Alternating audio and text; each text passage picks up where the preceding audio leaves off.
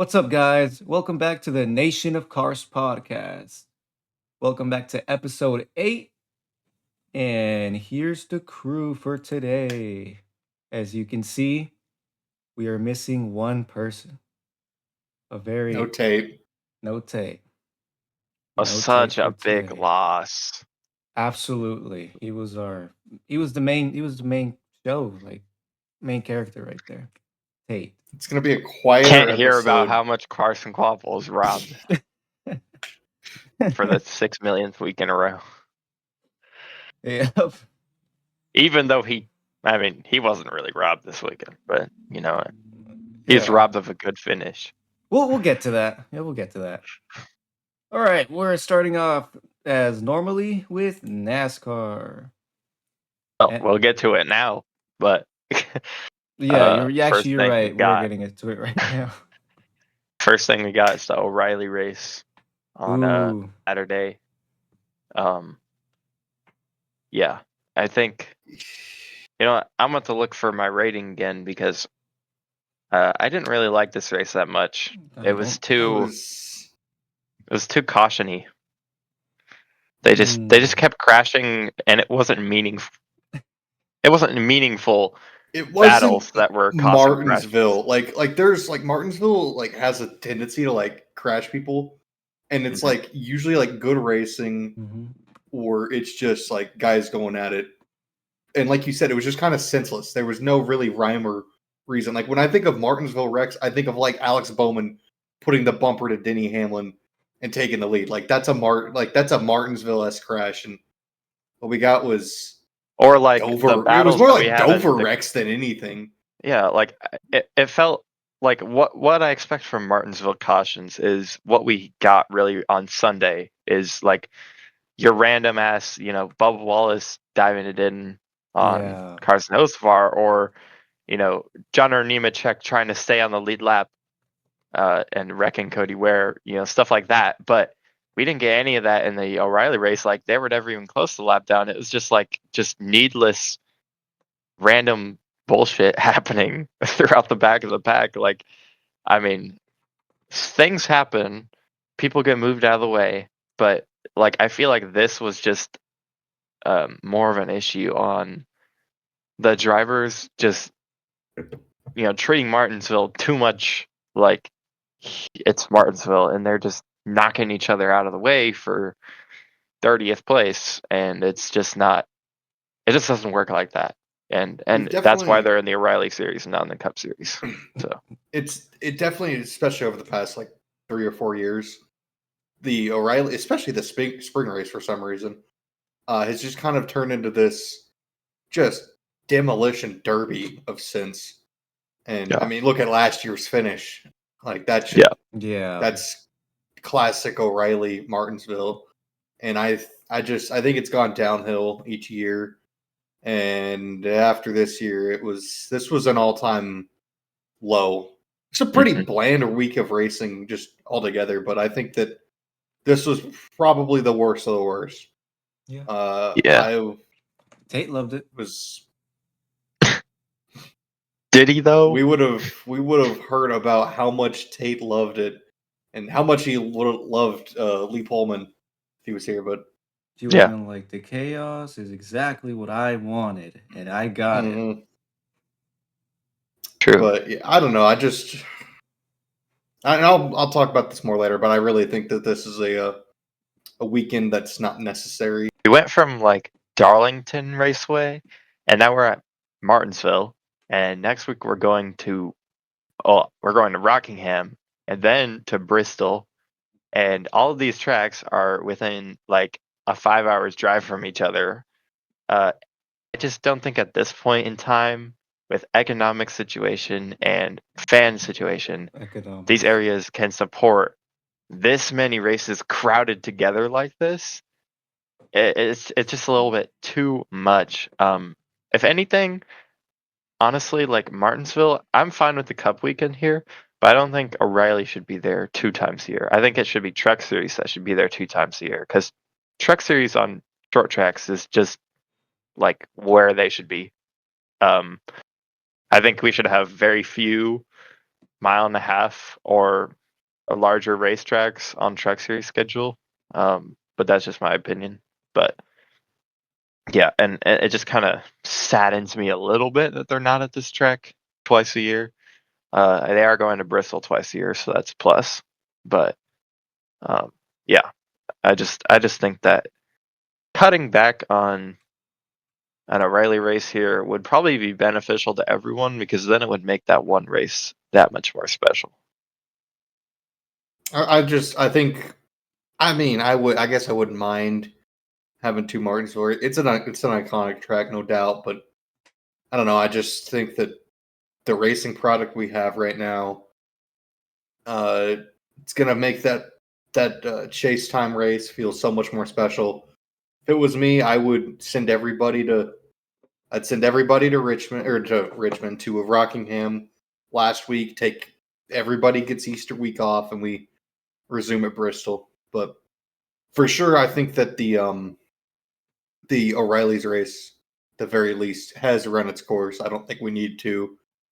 I wouldn't mind, like you mentioned, a truck and cup weekend, but I think that it just after the weekend we saw, there's no need to run two cup races here until they fix this car. Yeah. I mean, well, I'm gonna give this race. I didn't like it that much. Like I said earlier, I'm gonna give it a 2.5 out of 10.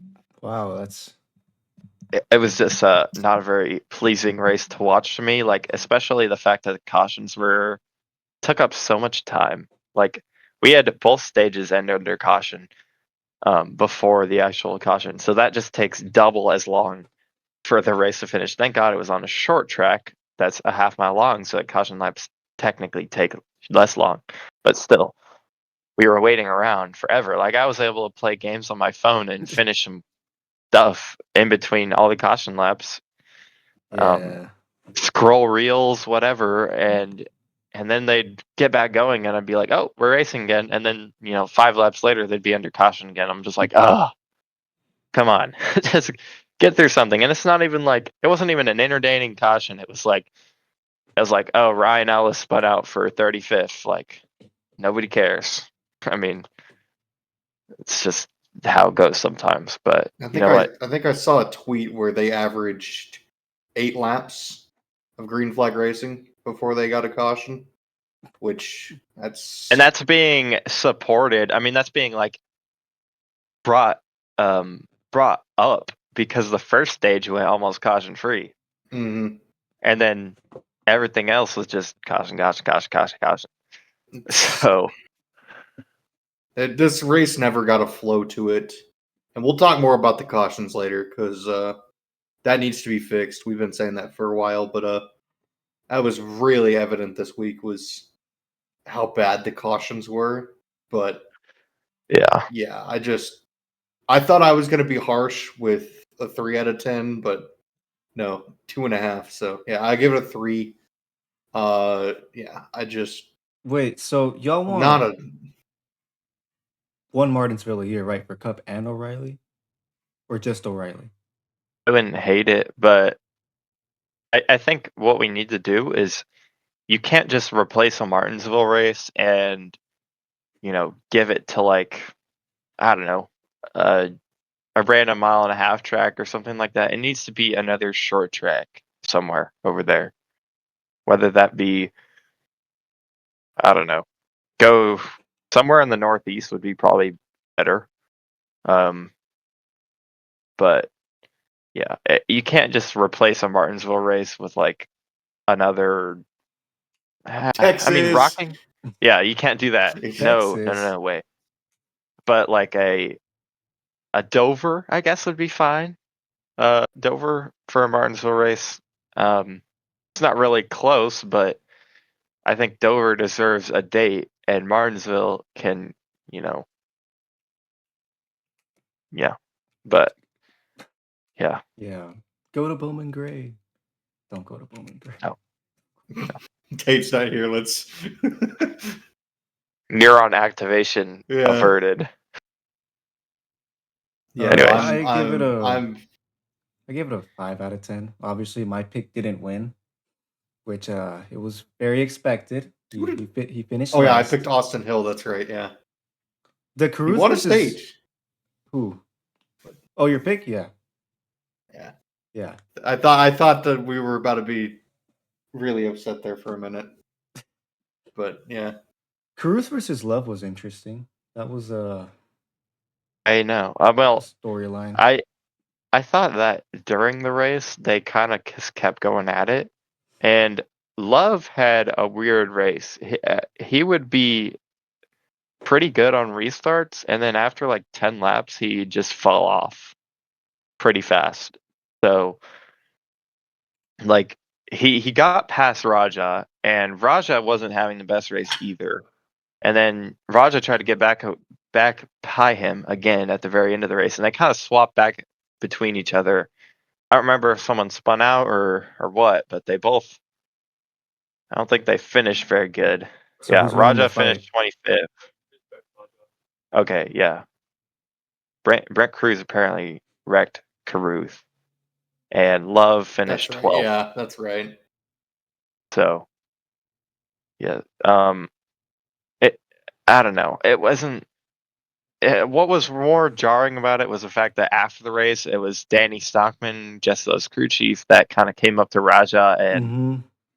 and just kind of I acting don't know. not his age. He was the one who instigated the entire thing, and Yeah, then and Love then was like, "Hey, Jesse let Love us was like, talk," "Hold and up, he's buddy." yeah, and Stockman was like, "Yeah, I am. I didn't say anything." When it was him who started the whole thing, it was Yeah, I'm just kind of sad. made me cringe there a little bit, but I'm just sad.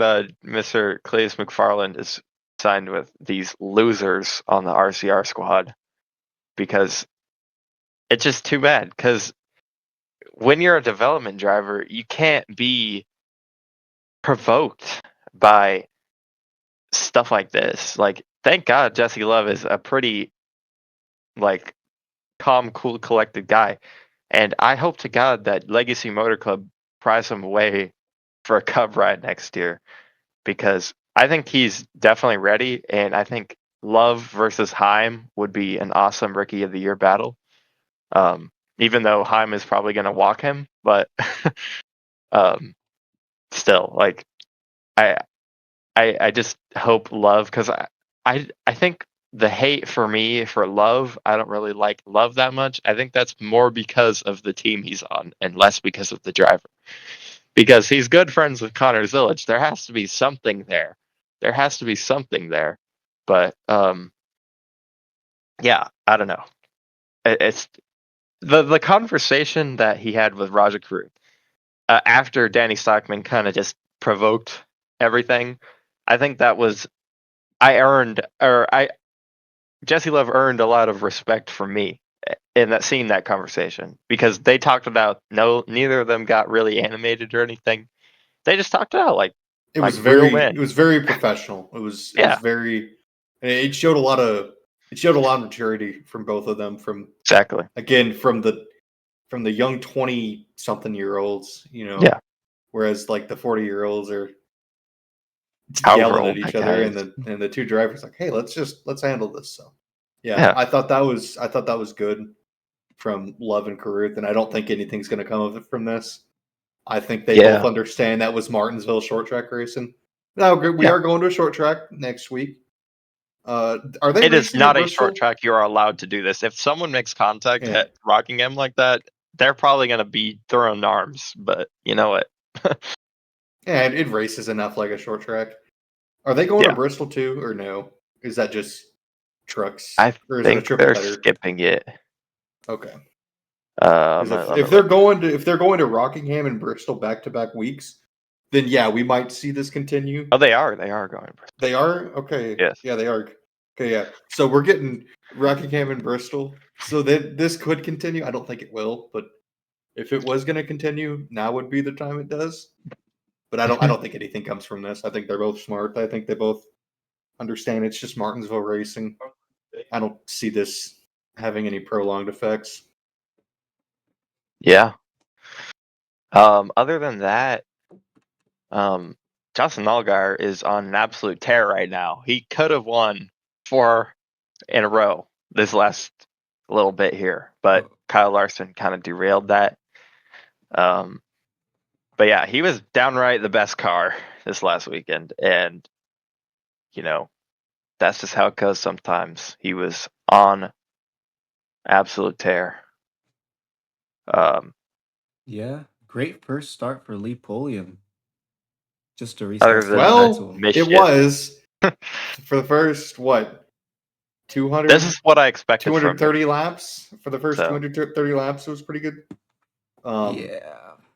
To his it's credit, about what I expected from him. I thought to he his was going to do pretty good, and make a mistake here or there. Oh, But he did. unfortunately, that the mistake was he that made was a was pretty costly. a big mistake to make. Mm-hmm. But to his credit, most late model stocks are high and low gear, don't really keep it in high gear the whole time, so shifting is not a thing there. But yeah, not a great move there. Did he finish fifth? Is that where he finished? Yes, he Yep. finished fifth. Fifth. Yeah, that's a good run. That's a really good run. I think between him, Josh Berry, the little bit we saw of Ty Majeski, I guess we're still seeing Majeski in trucks, but I think that late model stock guys should, car stewer guys, I think they deserve more chances. They're proven they're very good. So I hope this continues to happen. I wish that more guys were like Dale Jr. out there to where they would kind of, open a ride up. Yeah. So I thought he wasn't gonna I miss it enjoy having this in instead the of second restart. bushwhackers. But then he did miss it in the second restart. And then it all went to shit. Yeah. All right, so the Yeah. average rating was a 3 out of 10. Got pretty Tate pretty crossed terrible. out right there. I feel like Tate probably would have brought that down too. Yeah, I don't know. He probably would have said like a 4 or something, but I do forget he was at the race though, so yeah. it's always better in person. But Before we move on, I want to give out a shout out to some people and look at the points. Chastain started in last place because the qualifying got rained out, and he drove his way all the way up to 8th place, basically incident free. I thought that was awesome for Chastain to be able to take that 91 car up to a top 10. and again, Brett Cruz, I thought he not spun in an What? A tier motorsports car, in a B plus, B minus equipment, yeah, which is how it should so be. much better to see bushwhacking and not the best stuff. Exactly. Corey Day exponentially decreased his incidents from last year at this track to a mere 0. He had a great race and finished runner-up to Justin Allgaier. We talked about Lee Pulliam finishing 5th. Dean Thompson got a top 10 in 7th. Ryan Sieg squeaked out in 9th. Brent Cruz back has acquired another top 10. He looked a lot better than that too. Parker Retzlaff barely misses out on a top 10 again in 11th. And Myatt Snyder in that 30 car, which has unfortunately, it seems like they're shutting down for at least now, gets a top 20 and 19th at this race. So good way to send off that team for now, at least. And yeah, I think that's all the people that were worth mentioning.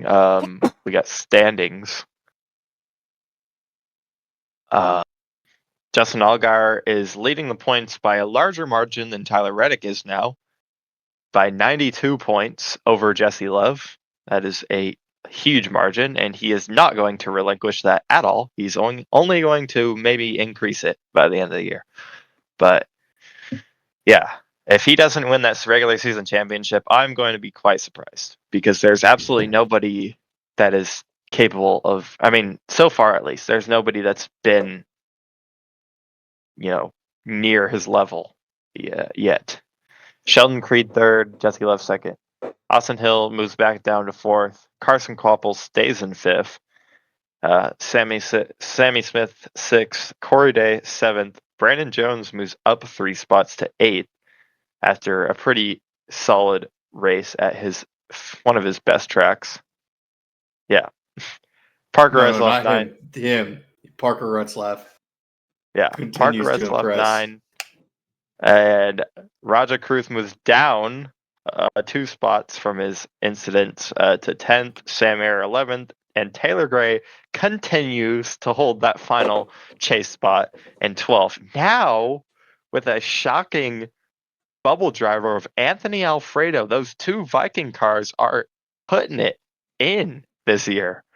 He is only 20 points back. Well, that's pretty far, actually. But still, he's beating people like William Sawalich, Ryan Sieg, Patrick Sarpoli, Jeb Burton. Yeah, I think that's a pretty good spot for all these guys. So, if you guys don't have anything else to say about this race, I think we should move on to Cup race.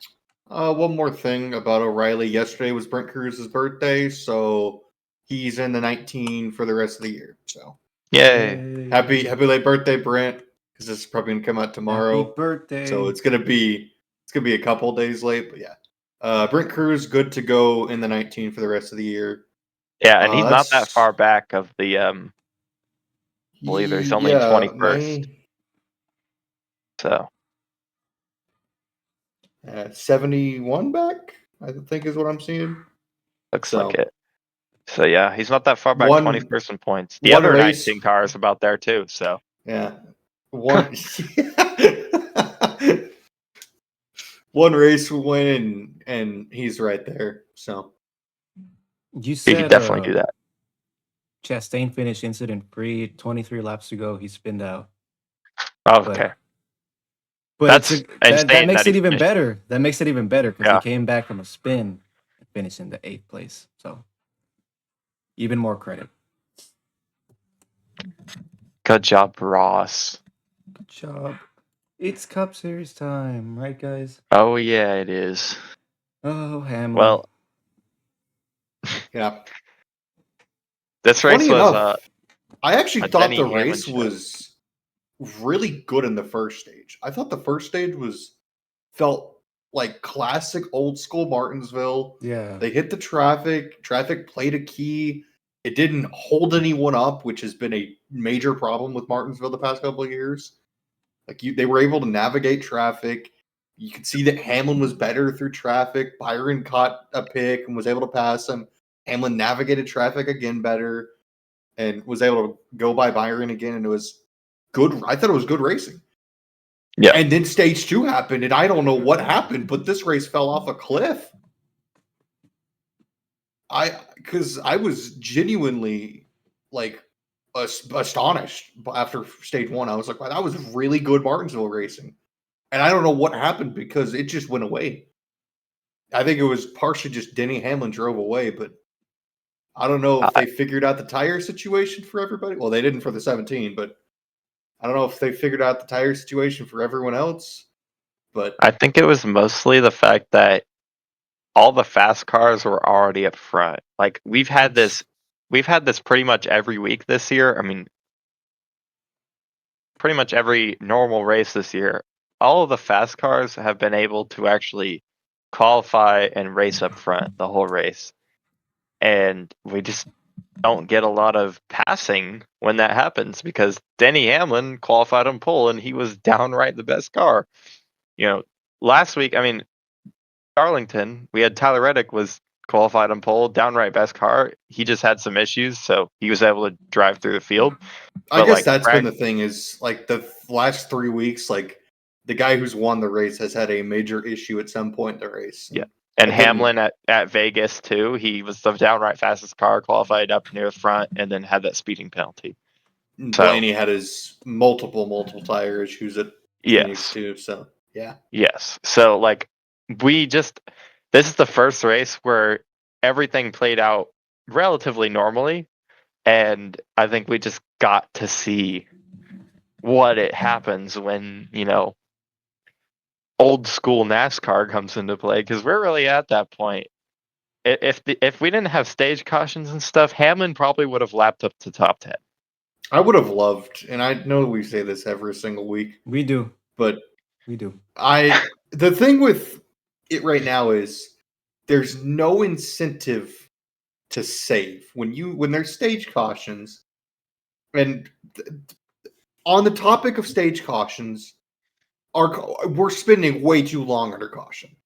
I said we'd get to it later. It's later. We're gonna get to it. Yeah. Cody Ware spun with 3 laps to go in stage 1, or got spun something. I don't know.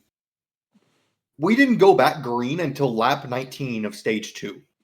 For a single car spin, we spent over 20 laps under caution. Kevin Harvick brought up on the broadcast at like 50 to go in the stage because it was a 100-lap stage.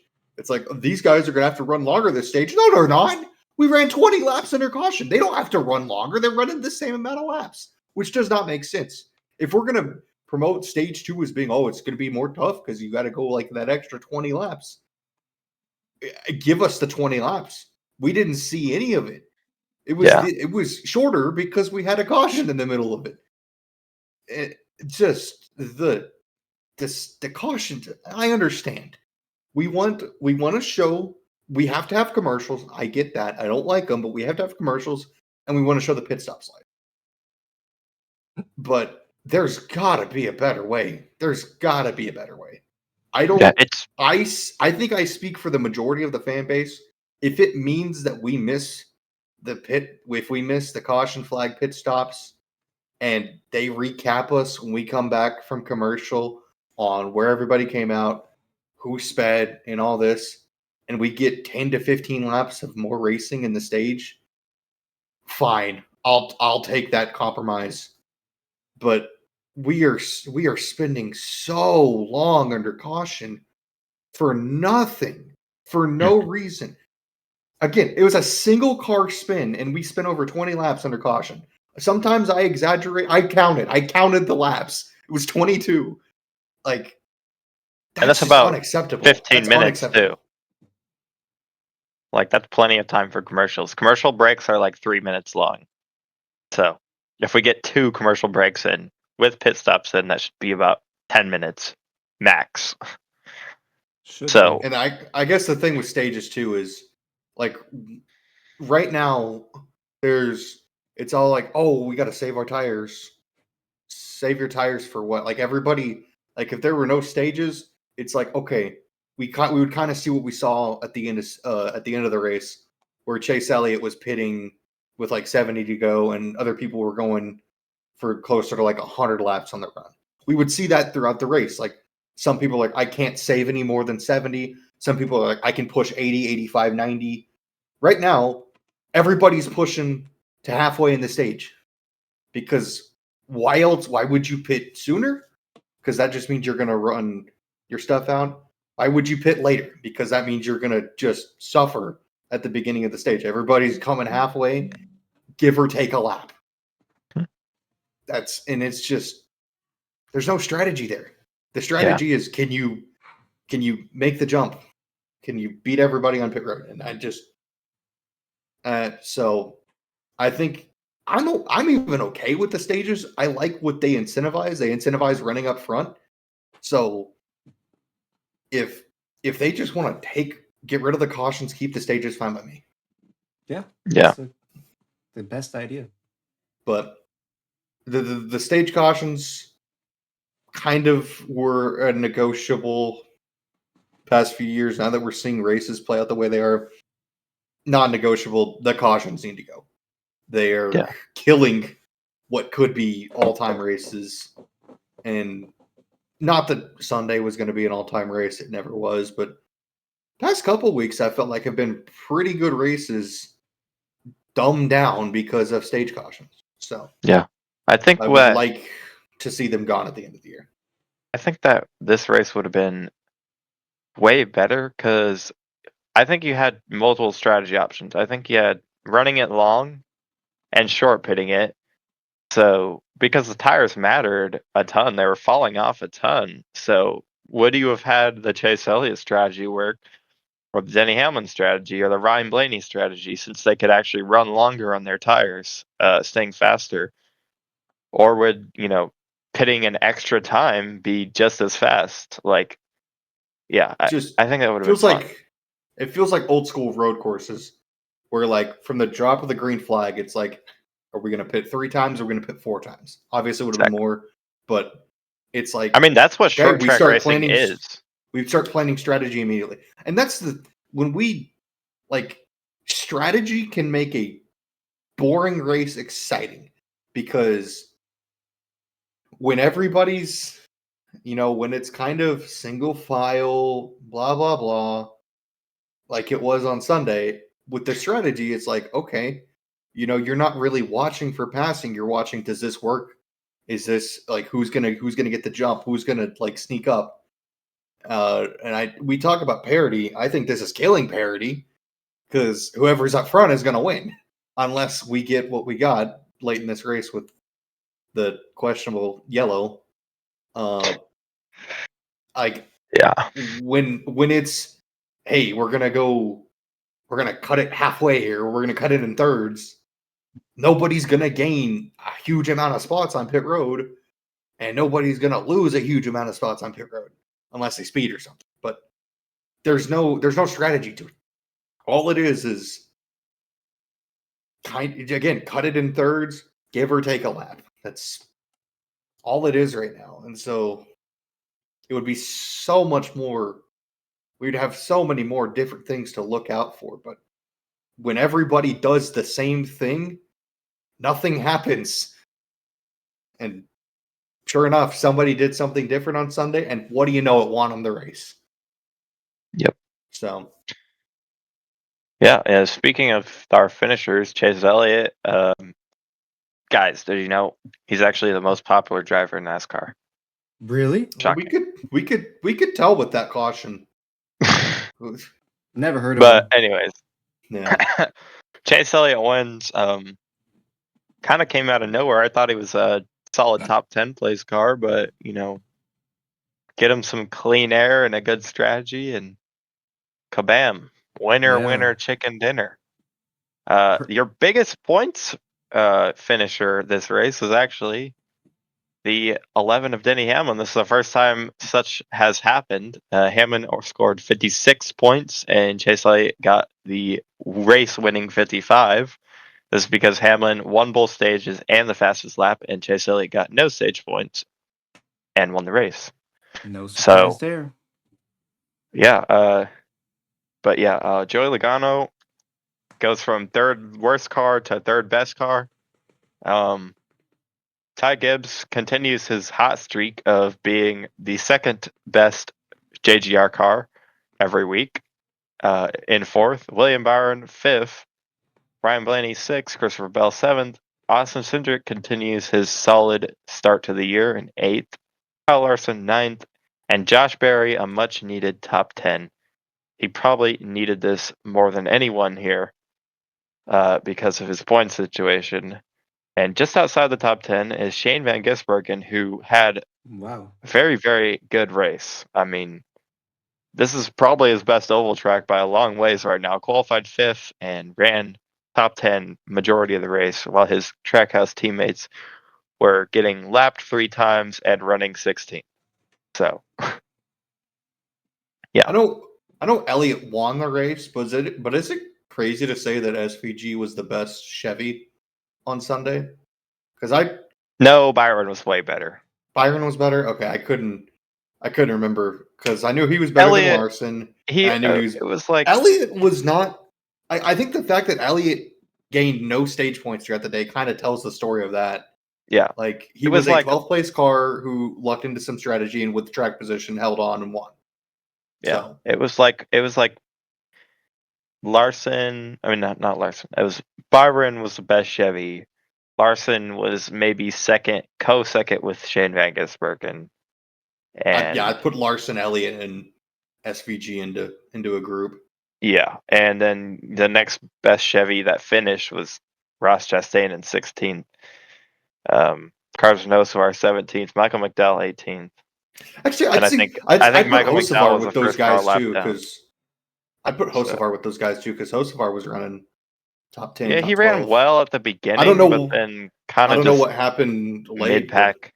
Yeah, I thought he was up front for most of the race. Felt like Another at guy least. that kind of impressed was Brad Keselowski. Qualified like 29th and drove his way all the way up to 13th. One of the biggest movers in the race. I So thought this was going to be one of those races that we saw so many times last year, where Keselowski starts deep in the field because for whatever reason RFK cannot qualify, unless they're at Darlington. I guess they cannot qualify, and Yeah. Keselowski was going to get lapped early, and it was just going to be right in the back, finish 3 laps down, and that wasn't the case. The 2 biggest movers in stage 1 were Ryan Preece and Brad Keselowski. Keselowski passed like 3 people in like the last 15 laps of the stage, and the RFK had serious long run cars this week, and That was your pick, it right? helped. Ryan Preece. Preece was my pick, yeah.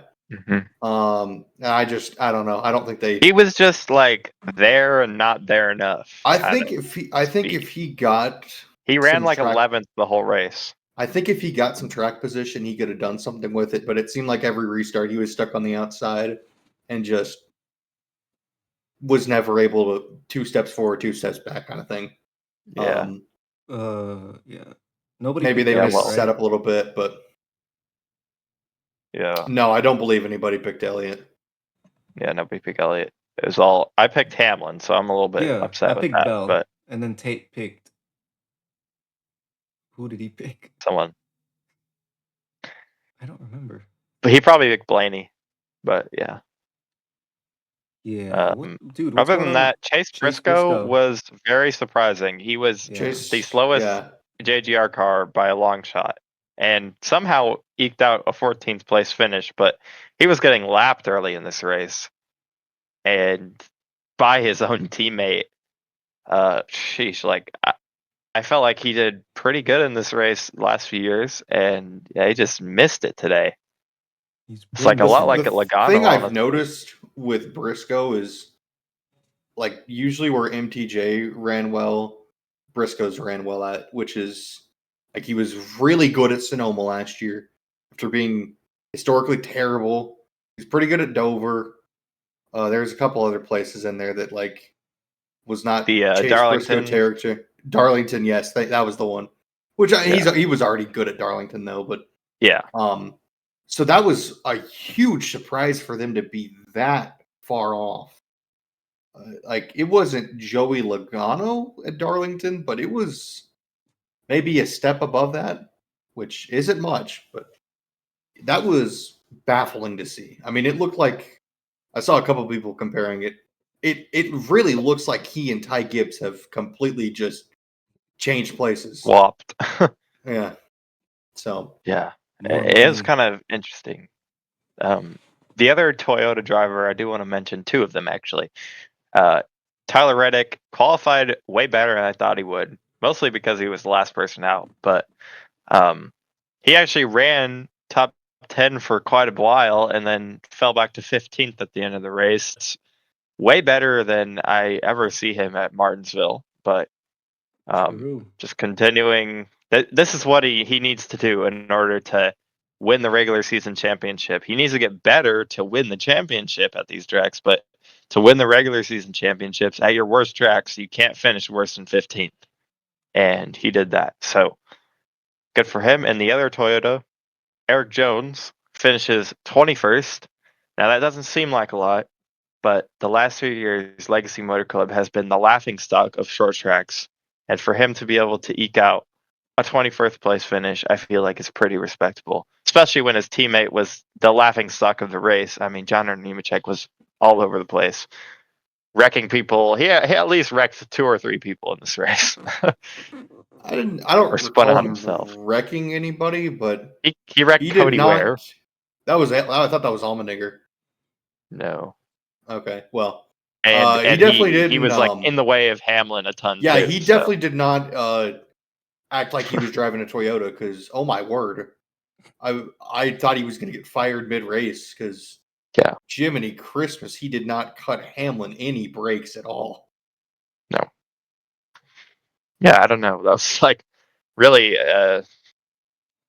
confusing for me, I guess, for him. But you know what? Whatever. Other than that, I don't think anyone has any more exciting finishes. I guess the RCR guys sucked, and they finished 24th and 25th. So, and Austin Hill They got up 33rd. to 25th. That's impressive because they were not Yeah. running there. We'll get to that in a bit, but yeah. Other than that, just I still think sucks, obviously. Perps. Yeah. Yeah. Whatever. Who even cares at this point? I think the other interesting thing about this race was the Bubba Wallace Carson Hocevar incident. Bubba Wallace had a bad break last week, had a top 10 car, and got wrecked by his own owner. And this week, he just wrecked himself. Plain and simple. I mean, you can say I misjudged it all you want in your interview, man, but that was clear as day. Like, we have not seen bump and runs work with this car unless you really, really, really, really want them to. And Bubba Wallace just drove through the back of Carson Hocevar and wrecked a ton of people. But most importantly, he wrecked himself out of the race. I think he was like the only guy that got out of the race in this crash. So, Yeah, not very good look for him. he did. Yeah. 36th. Yeah, Yep. this felt like the old Bubba Wallace. I think he's done a good job the last year, pretty much ever since the Las Vegas incident. But especially over like the last probably calendar year and a half of like maturing, not wearing his heart on his sleeve as much, and it just felt like almost like an I don't care. I don't know if he kind of tasted like, hey, we're running really good, we're competing for wins, and then after being taken out early last week and then running mid pack today, Yeah, he was like I, 11th place car again. yeah, But which he was deeper when this wreck happened, was he not? yeah, But kind of got back there. it almost felt like he was just like lethargic. I don't care, and I do think it was a misjudge, but it was almost a misjudge because it's like, man, what does it matter? Almost like Kyle Busch a couple of years ago, putting his car in the fence at Nashville just because he just didn't care. It almost feels like that, and it to where I don't think we're going back to how. I don't think Bubba Wallace is ever going to go back to those days where it was just like, again, hard on his sleeve, way too much. I think the wife and kid have definitely helped him with that, but this felt like old school, like extremely, extremely passionate, emotional Bubba Wallace. So hopefully that's it for this. Because it's good to see him run well. He's good for the sport. So, Yeah. But yeah, it's rare to see Carson Hocevar involved in a wreck on a short track and it not to be any bit his fault. So that's at least good for Hocevar, I guess. He can finally Yeah. look at one and say, "Hey, that one wasn't my fault." But I found myself defending Carson Hocevar for the first time ever. As yeah, he didn't deserve any of that. They never even really showed us what made Bubba mad. They said, "Oh, he got put 3 wide." I'm like, okay, and I never saw the outside of it. I saw the onboard, and it looked like Hocevar just kind of caught him sleeping. yeah, Dove it in 3 wide, passed him clean. that's what you There gotta may do on a have been a Martinsville bump. There may have restart. been a bump to get him out of the way, but it's Martinsville. Yeah, And what if he did bump him? He sure as hell didn't bump him as much as Bubba did into 3. So yeah, I know. I will say, as a Chris Buescher fan, I did appreciate that one because that got us back on the lead lap for like 20 laps. So Well, moving on to the points. No change up Before top. we go points, I do want to talk a bit about officiating because That's probably better.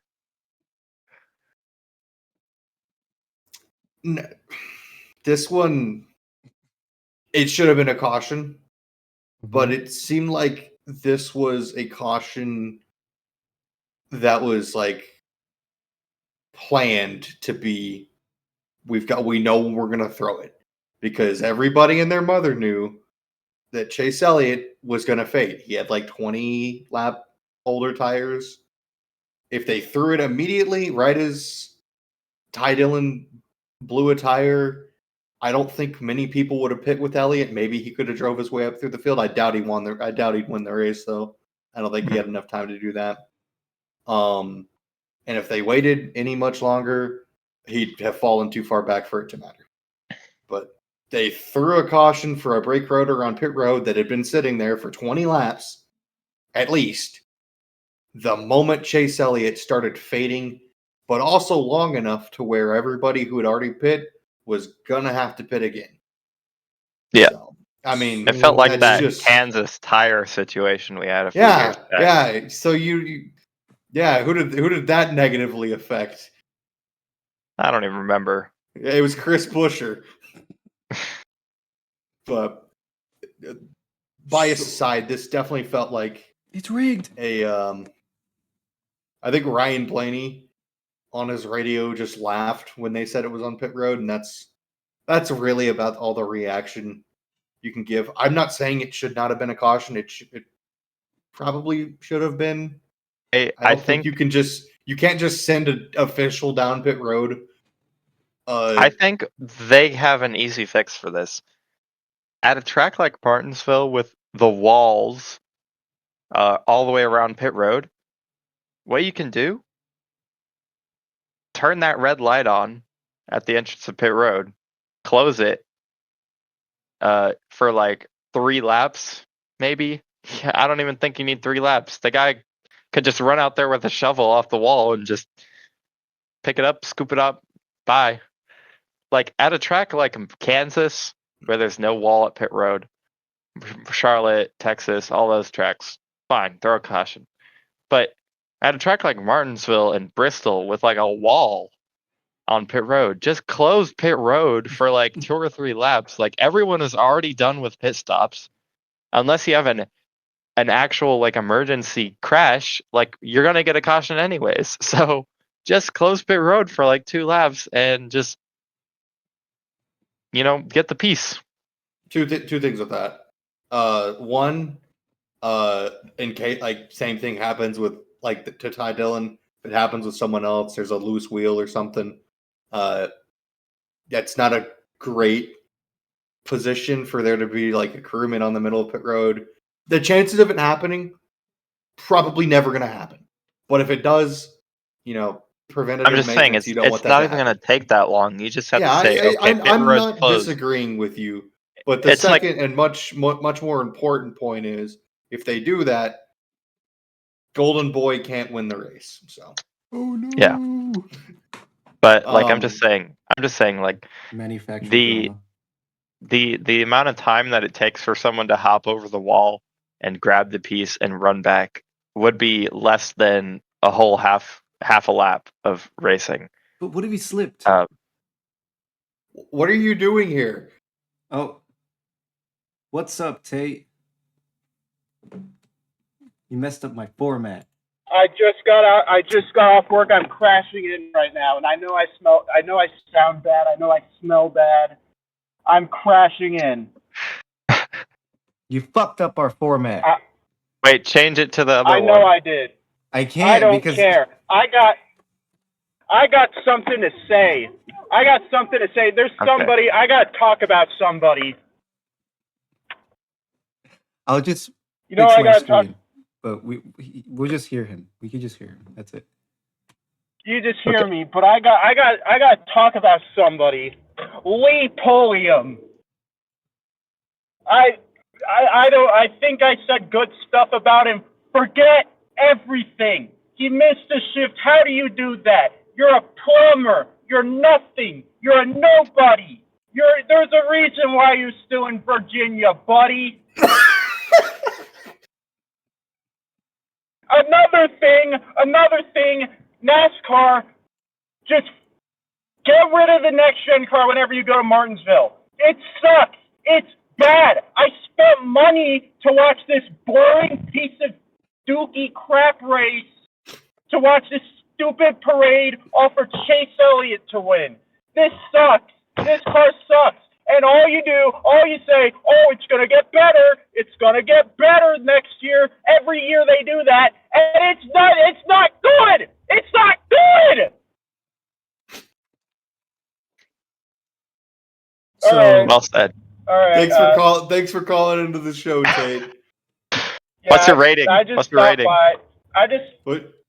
Give. Okay, my ratings. Okay. Xfinity O'Reilly race was like 6 out of 10. It was okay, and then Cup, I give it a 3. It was garbage. It was dog water. It sucked. That race made me so mad. Okay. So yeah, that's it. I'm driving home right now. I'm not gonna go back in. I'll just I won't be here next week, guys. Sorry. I don't think I'll be able to pop in next week. So this is all you get from me this week. So I hope you enjoyed. Bye. Okay. Bye. wow, Surprise. that was something. That's the most animated Tate's ever been. Very. Anyways, speaking of ratings of this race, I give this race a 5 out of 10. I thought it was the most NASCAR race of NASCAR races. I would have needed the strategy to play out more. I'm going to give it a 4. Had it played out either with strategy or if it looked like stage 1 did, I'd probably give it closer to a 6. But yeah, it was, I don't know, it was Denny Hamlin's show, and then suddenly Chase Elliott gets around him and it's no longer the Denny Hamlin show. I don't know. I did kind of harp on Elliott there a lot. I mean, it was very lucky the way they got to the lead, but no discredit to Elliott. Once they got to the lead, they did not relinquish it. So it was an impressive drive, no doubt. But I just think that the circumstances of which they got to the lead, not the most legitimate, pretty questionable. But once they got to the lead, great driver by Elliott. Yeah. So, but yeah, 4 out of 10. 6 out of 10 for me. That's 6 plus Okay. 5 plus 4. it's 5. It's a 5. It shouldn't have even Oh been my that, but it's a gosh. 5 out of 10. Wait, what did Whoa. wait. Tate said Tate 3. Oh shoot, I forgot about that. So it's going to be 5 as well. Oh, okay. It's a 5. Yeah, Something- 4.5. 4.5, yeah. Yeah, and we're Rounds rounding up to so it's a 5. So all right. Well, is that it for NASCAR? but now the points, Oh yeah, the points. since we got all that out of the way. Tyler Reddick still leads. Shocker of all shockers. shocker. Don't think that changes for the next month. He is only 82 points ahead now, but only, I say only, of Ryan Lost- Blaney. Well, it's 13 points, so Yeah, if he keeps that up, it's going to be like going to be a while. And I think It's there's gonna a be lot of like another races coming 5 up weeks. that he has a very good opportunity of beating Ryan Winning. Blaney. So maybe not the guy in third place of Denny Hamlin, who is now 94 points back, has absolutely topped down that lead race after race. Well, I guess not Darlington, but other than that, Chase Elliott now moves up to 4th, with Bubba Wallace dropping 8 spots all the way to 11th. Damn. Youch. But he's tied for 8th, really, with Brad, Kyle Larson, and Chris Buescher. It's a 4-way tie. What a massive thing. William Byron 5th. Ty Gibbs moves up 5 spots with his continued top 5. I mean, I guess top 6 streak. up to 6th place. Christopher Bell 7th. We just talked about Brad, Kyle Larson, Busher, and Bo Wallace tied for 8th. Logano moves up 4 spots again to 12th with his good run. Priest moves down 1 to 13th. SVG stays in the top 16 and 14th. Harsavar moves down to 15th. Suarez moves down to the cut line. And Michael McDowell stays 17th. Fire cars right there next to each other. Other than that, Cindric, with his last few weeks of good runs, is now up to 18th. Chastain sitting there in 19th. Briscoe only moved up 1 spot again with his poor performance to 21st. And Eric Jones, as we said earlier, has now moved up to 23rd. Other than that, there is pretty much no changes. Yeah. So Connor Zilich is still. Gotta mention Connor Zilich at least Gotta once on mention this Connor show. Zilich. Well, I said last week he was either going to run pretty good or he was going to get lapped 3 times, and the latter happened. So I didn't expect anything from him in this race, and he sucked. But you know what? Whatever. I'm losing hope. I'm losing hope. You're not You were losing right. hope, bro. He did finish 3 laps down, so good job on that one. Yeah, but yeah, I just know Connor Zilich. We just share psyche, so he's gonna win very soon, correct? he's not gonna win. No, I mean he could we win. go to Watkins Glen in Definitely. Glen in just over a month. So I mean, he is going to absolutely get demolished at Bristol. I'm sorry. Like, he might be the first caution, and he might not even finish the race. But, you know what? Oh well. It seems like Bristol's been a tool bag of tracks last few years. I know a lot of people like the tire stuff, but I don't, to be honest. I think it was cool for the one time. I'd rather it look like that than it did the 2 races in between it. I would, but I would also rather it be like 2021 Bristol, where it was absolute peak. Yeah, everybody does. Races. That doesn't mean it's going to happen. I know, but I think with this upgrade to horsepower and car, I want NASCAR to be the second most popular sport in America, like it was at one point. It doesn't mean I think it's going to happen. So I'm okay with steady increases. Anyways, I think that's all we have for NASCAR. They spent way longer than I thought we would on that, but thanks to Tate. I mean, not even thanks to Tate, just thanks to us. But yeah, I think now we'll move on to our first open wheel racing of the week. Yippee, guys! Yay! The we're all excited. Alex Palou show. IndyCar. They call this track the Augusta of freaking racing. I don't get that, but you know what? Whatever. I think it's it is pretty, but I think it's because it's pretty. That's why they call it. That's all that is.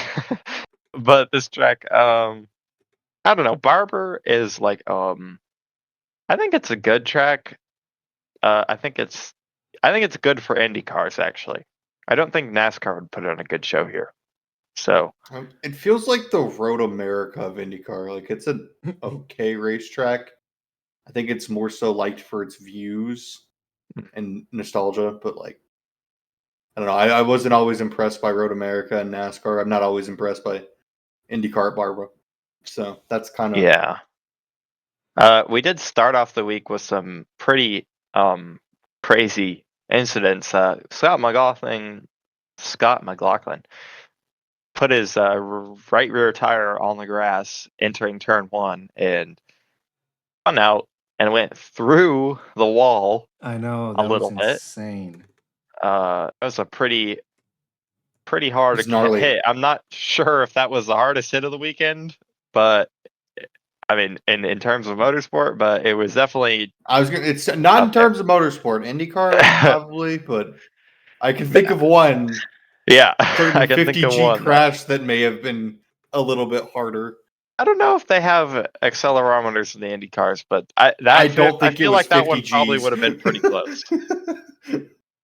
I feel like it would have been pretty close though, but you know what?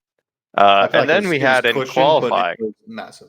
But yeah, And then we had in qualifying, we had Will Power lose his rear brakes. Just this guy cannot catch a single brake. Get it? Haha, haha. No, I Anyways, don't get it. Sorry. anyways, he lost his rear brakes and went head on into another wall. Not as fast, but still pretty fast. Started in the back, and yeah, made his way pretty good up to where is he finished? He finished 12th. That's a pretty darn good recovery with a race that I think went caution free. So yeah, It did. Yeah, it did. that's pretty impressive. Yeah, it did. So yeah, Alex Palou won, unfortunately, Fuck. but Christian Lundgaard yeah, was the star of the show. Yeah, I was just sold. checked the sky. The sky is still blue. So yeah, Yeah, just had to check. it is indeed. Lundgaard, man. Cookie found in jar. Pork found in kitchen. They're Anyways, still breathable. true. Well, for now, but Yeah. Christian Not where I Lundgaard live, but won yeah. the race. Or no, yeah, Christian Lundgaard really was our winner in our hearts. But in our hearts. yeah, he had a chance at getting within touching distance of Palou, and his pit crew fumbled so hard. I was about ready to cry. I didn't, because I saw it coming from a mile away. So, yeah. Who else was up front? Rahal? Graham Rahal gets his first podium since 2020. Wow, that's a long time. David Malukas finishes 4th. Good race for Penske driver. He had a good First start, Kyle right? Kirkwood. He was up front. He qualified second. So. Yeah. But Christian Lundgaard qualified 10th, and he drove his way all the way up. I mean, if he would have qualified better, I wouldn't even be shocked if he had a chance at winning. But even with that pit problem, he was pretty good, pretty darn good. Sorry, I'm like Kyle Kirkwood 5th, Marcus Arnton 6th, Scott Dixon 7th, Santino Ferrucci 8th, and Marcus Ericsson 9th, and Joseph Newgarden 10th. Their biggest notable finisher, in my opinion, is Pat O'Ward, which was non-existent the whole race, finished 17th. Youch. I don't know what was wrong with them, but both him and Nolan Siegel ran together, which is not something you see every day. Anyways, if you guys don't have anything else to say, I'm just going to go to points. But yeah. Well, we got to rate it. We got to rate the race. Oh, yeah. I give this race 4 out of 10. I think it had flashes of being cool with the Lundgaard situation. I was thoroughly enjoying his move up through the field. And then it all came apart at the end. I was going to give this race probably a 5 or a 6 if he didn't, lose his tire, I guess. But yeah, 4 out of 10 for me. I'll just go with my 5s. It was okay. A low win, so that says a lot about this race. I didn't watch it. So. I thought so. Night shift sucks, and I did not get a chance to watch highlights. I'll probably go back and actually no. I'm not going to say that. I will not go back and. You will not come back. I mean, you got the gist of the race by just looking at the results. Yeah, so. I saw Palou on. I was like, yeah, that's about right. So. Yep, it's a 5. It's a 5. Tate would have probably said something very similar. If he even watched it. I don't think Tate would have watched it. He was at the race. I don't think Tate watched it. Oh, yeah. But yeah. Yeah, he probably. Yeah. Even if he wasn't at the race, I doubt he would have watched it. But yeah. Yeah, IndyCar is not my thing on road courses. I watch it for the ovals. I don't blame you. Yeah. That's literally why. Yeah, that's. Hydrogen bomb versus coughing baby. Anyways, point standings. I'll read through the top 10. Kyle Kirkwood still leads by 2 points over Alex Palou. Woo, so scary. The next race we go to is Long Beach, and he has a good shot of winning there, so I wouldn't be surprised if he challenges Palou again. But Christian Lundgaard moves up into third, 35 points back. David Maluk is fourth. Joseph Newgarden fifth. Pato Ward sixth, fallen quite a bit from that poor finish. Scott McLaughlin seventh. Marcus Ericsson eighth. Marcus Armstrong ninth. And Scott Dixon 10th. Will Power, your only guy that I think should be in the top 10 that's not, is 13th.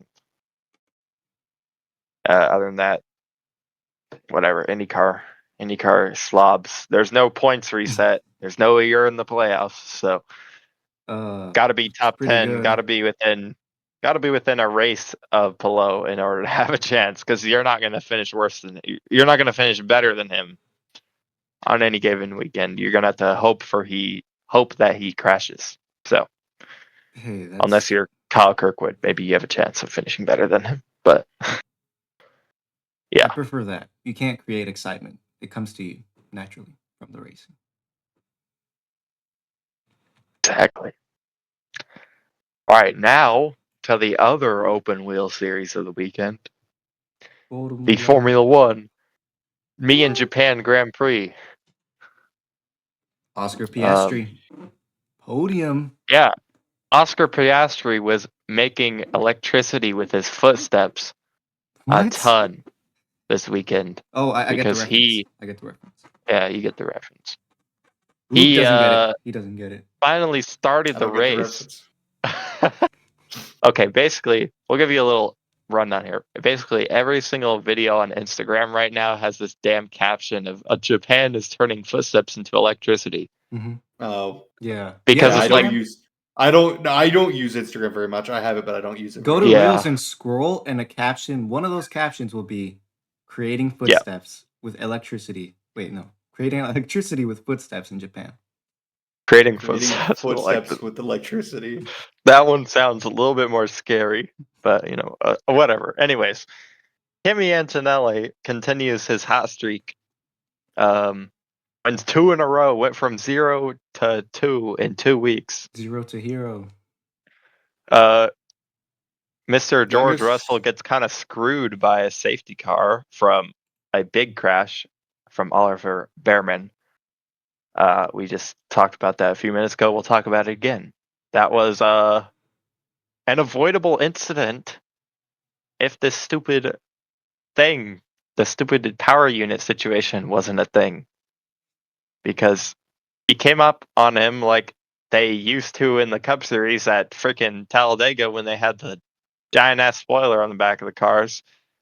Like, he just rode up on the back of him so fast there's nowhere to go. That would have been on a straightaway and maybe like 7 miles an hour faster. This was out of a blind corner. I believe it was like 80 kph, which is like 55 miles an hour, I think. I don't know the conversion off the top of my head. It's like GTP and GTD cars. Yeah. The end of the... I said it on Twitter. We sat through 3 long, miserable years of the 550 package.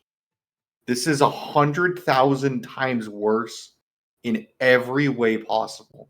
This is the worst race car I have ever seen in my life. It is unacceptable what's going on in Formula One right now.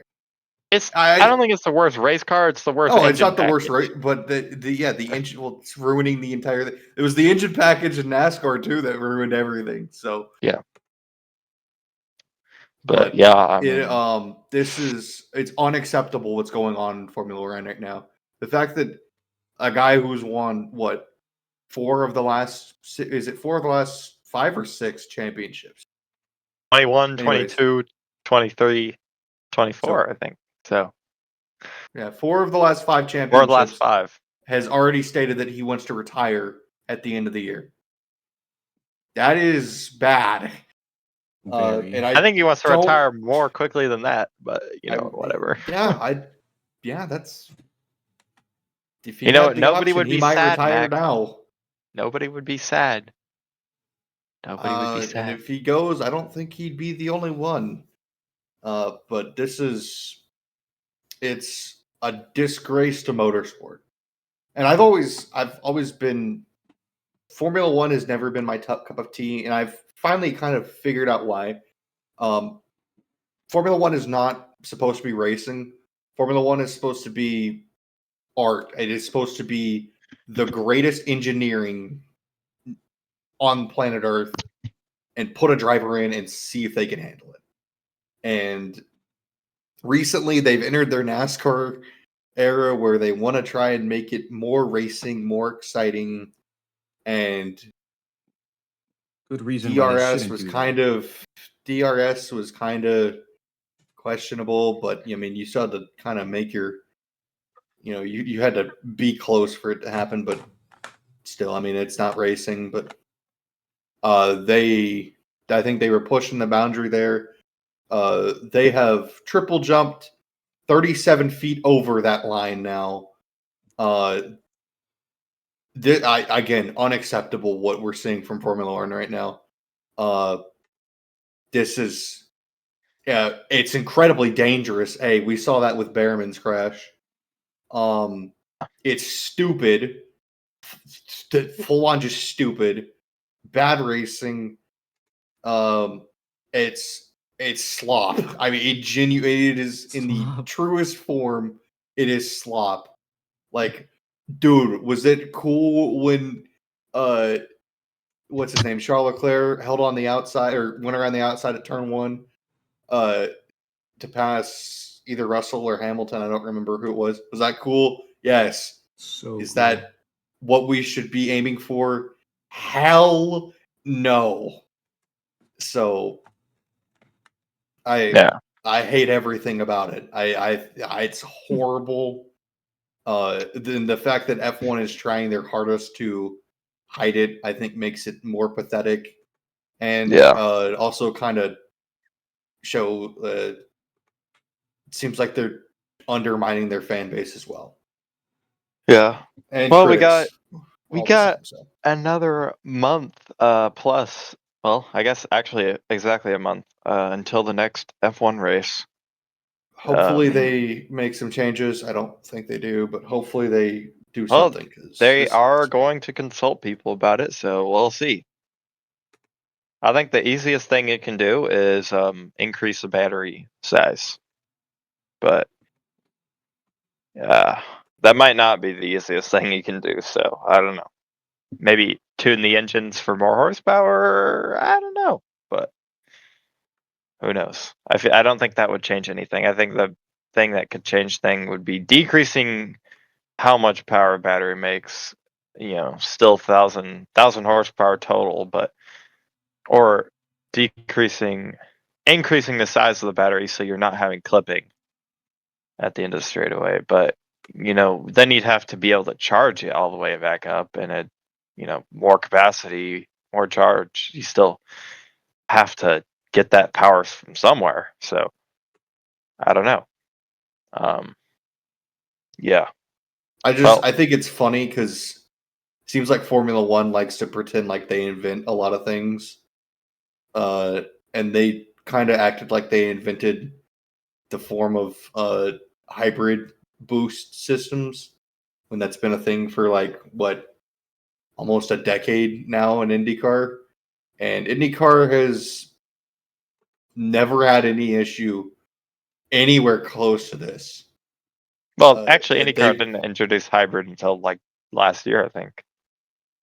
2 years. Yeah, ago. okay. 24. Well, they had push to pass. Yeah, Push to they pass, introduced hybrid, but they had the push to pass and all that. So you're right. I got that backwards.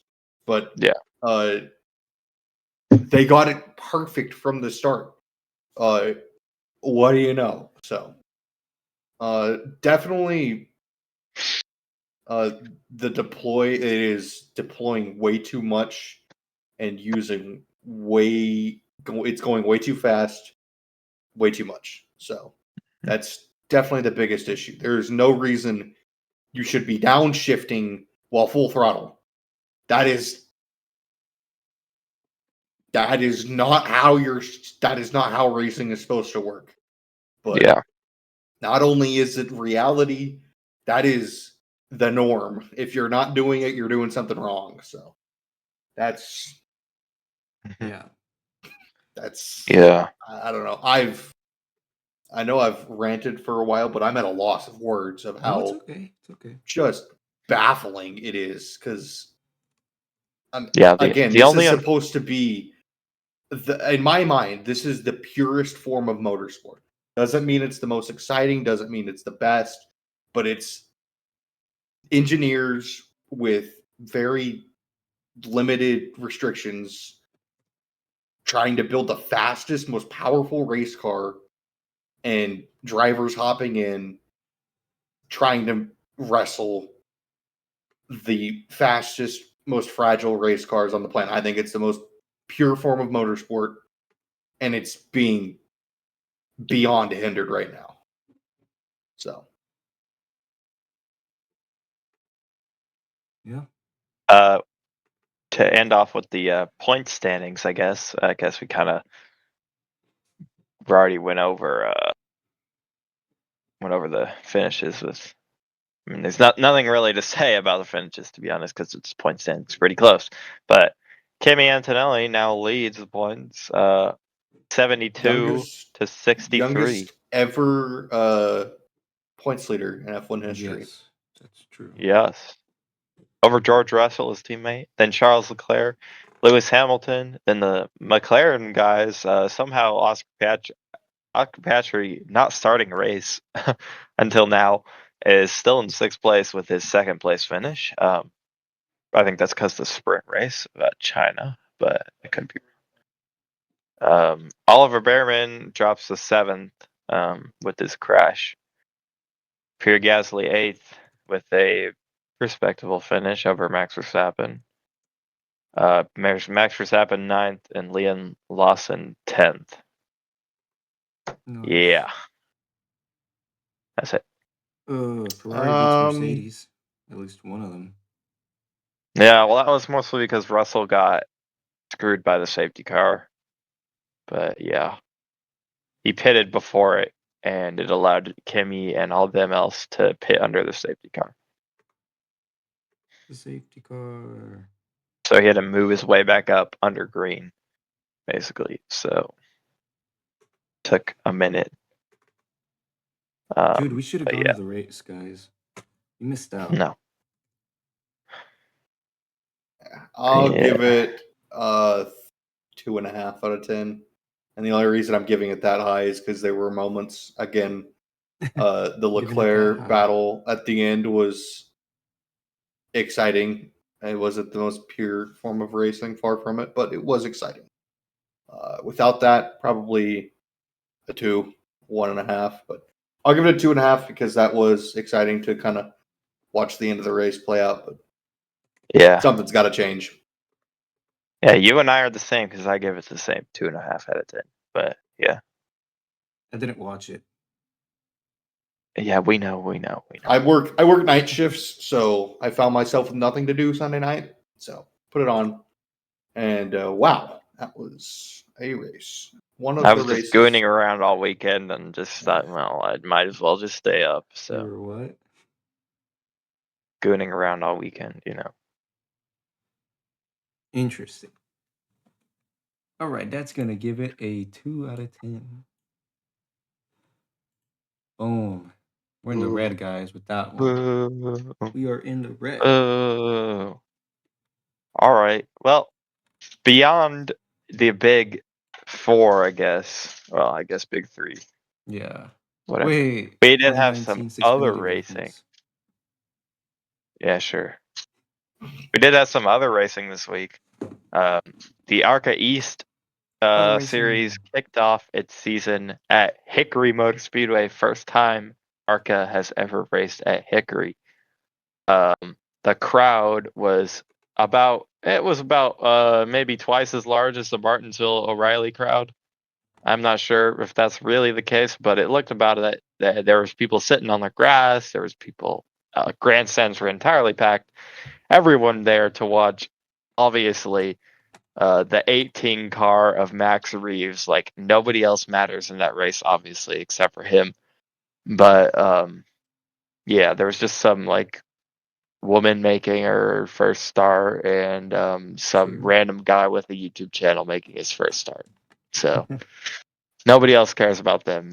Everyone only cares about Max Reeves because he's the only Everybody guy that cares about deserves. the next Kyle Busch. Yeah, everyone cares about him because he's like the only guy that actually deserves that car and stuff like that. Apparently, what he said. Anyways, that race was a very ARCA East race. Squirrel McNutt raced the race and spun out once, almost spun out early in the race, saved it. The 18 car basically dominated most of the race, but I thought it was okay. Like the second through fifth place battle was pretty good for most of the race. Tristan McKee, Landon Huffman, Isaac Kitzmiller, and some others were sitting there battling for most of the race. Dynasty, I forgot her name, but she did pretty good. She finished 8th, I think, in her first start. Good race. I think she got lapped a few times, but that's to be expected. I just hope she does more of races of this just to get better. But I don't ever think of that 66 car as being particularly amazing, and she ran solid with it. So didn't look a fool, didn't look out of place, didn't look anything. She just looked like if she was meant to be racing there a little bit. And she's very happy in their post race interview too. Same as Squirrel McNutt. He was very happy in his post race interview. And the only other notable thing about the race, we did have like a few cautions late in the race, and Landon Huffman took the opportunity to move Max Reese out of the way, and this sparked off one of the best instances of racing I've seen all year. We had 3 wide in every single corner, dive bombs, pushing each other out of the way. Tristan McKee, Landon Huffman, and Max Reese fighting and battling. And then Landon Huffman overcooked it into turn 1 and spun himself out. The crowd went absolutely wild. You could hear him over the Flow Racing broadcast. And you usually cannot do that. Hear that over the Flow Racing broadcast. Everyone was having a joyous time at what was otherwise a pretty mundane race. But for ARCA East standards, that was one of the best races I've watched in ARCA East in a very, very, very long time. So I gave that a 6 out of 10. Really, really solid race. I think, yeah, that's the best race I watched this weekend that I rated. 6 out of 10. Which is probably the most surprising thing I've ever said in my life. I never would have thought I said the ARCA East series was the best race I watched this weekend, but it really was. I had a blast watching that race for no reason. Other than that, I did not rate this next race, but I did peek in because it was at the exact same time as the ARCA East race. The Cars Tour series at Wake County Speedway. I think this is I don't know. It's not their first race of the year, but it's one of the first races. Minnie Tyrell, NASCAR Truck Series driver, and Doug Barnes had a interesting coming together moment where Doug was in front, Minnie was behind him. They made contact, moved him out of the way. Minnie came back and like basically drove on top of Doug Barnes. Took off the spoiler, and then the next lap, Doug went into turn 1 behind Minnie and just dumped him. Minnie was by far the fastest car in that race. In the Ram, it was actually a Dodge car. I think that's one of the debuts of this car, actually, in racing, late model racing. But yeah, he got dumped. And other than that, the Cars Tour race was a normal Cars Tour race. Just a ton of people. I don't think a single car in that field had a body piece that wasn't untouched. There's cars that were running in second and third place that had the entire front of the car was gone. So yeah, Connor Jones ended up winning. I don't really like the Cars Tour series that much in terms of racing. It is a ton of people that there's like 3 or 4 people that are worth anything, and then everyone else just wrecks everyone. So kind of unfortunate. But yeah, they just had an insane amount of crashing, and that's just like always what happens. So some people really like that, but I don't. So oh well. And I then know we were talking about Yeah. Mini a couple of weeks ago, and I said to chill out on him. That was a severe lack of just headspace. I know it was Doug who delivered the final blow, but I mean, Mini was driving over the top of him with like 70 laps to go. I don't know. Yeah. It seemed like it was. It was not even like It was- near the end. It was a while to go. If it was like 5-10 to go, sure, man, go for it. But I was very aggressive for how many laps there were left in the race. I don't think the punishment with the racing fit the allocated time left. But there's a reason Minnie's in a race car, not me. So, but that did not seem like You'll be there the soon. most. You'll be there soon. Yeah, and that reason is Another- probably most likely to money. But Yeah. you know what? Well, Let's I mean, start a GoFundMe you gotta page have for some Luke. talent. Okay, GoFundMe yeah, for sure. Luke. Let's get like more than 100 viewers first, but yeah. Everybody donate 200 grand to Luke so he can run in the Daytona 500. Actually, you need way more than that, but I was gonna that's say a really 200 big. grand might get That me might like, pay for the car. I was gonna say probably pay for about half the car. I could probably get a Gen 6 for 200,000. I don't think they'll let that in the race, but I might could get one. So You do you get want to that run into an the ARCA O'Reilly race. Daytona race or ARCA Talladega? No. probably Talladega. If I can pick between the two, probably Talladega. But Yeah. yeah, Other than that, we had was. I didn't watch the race. I just saw that incident, and it was. I was like, oh, this has got to be late. And I saw somebody on Twitter say there was like 60, 70 laps to go, and I was like, what are you doing? What is Minnie doing there? So yeah. Yeah. We did after this, well, during the exact same time as all these races, all 3 of these races that I just mentioned were all at the same time, and all 4 of them actually. The Martinsville modified race, if Tate was here, he probably could have something to say about it, but I wasn't really paying attention to it that much because it was really, really boring. But yeah, I don't even remember who won, but it was a first-time winner, and it was over Ron Silk. I know that. It was a 21 car, I think I know.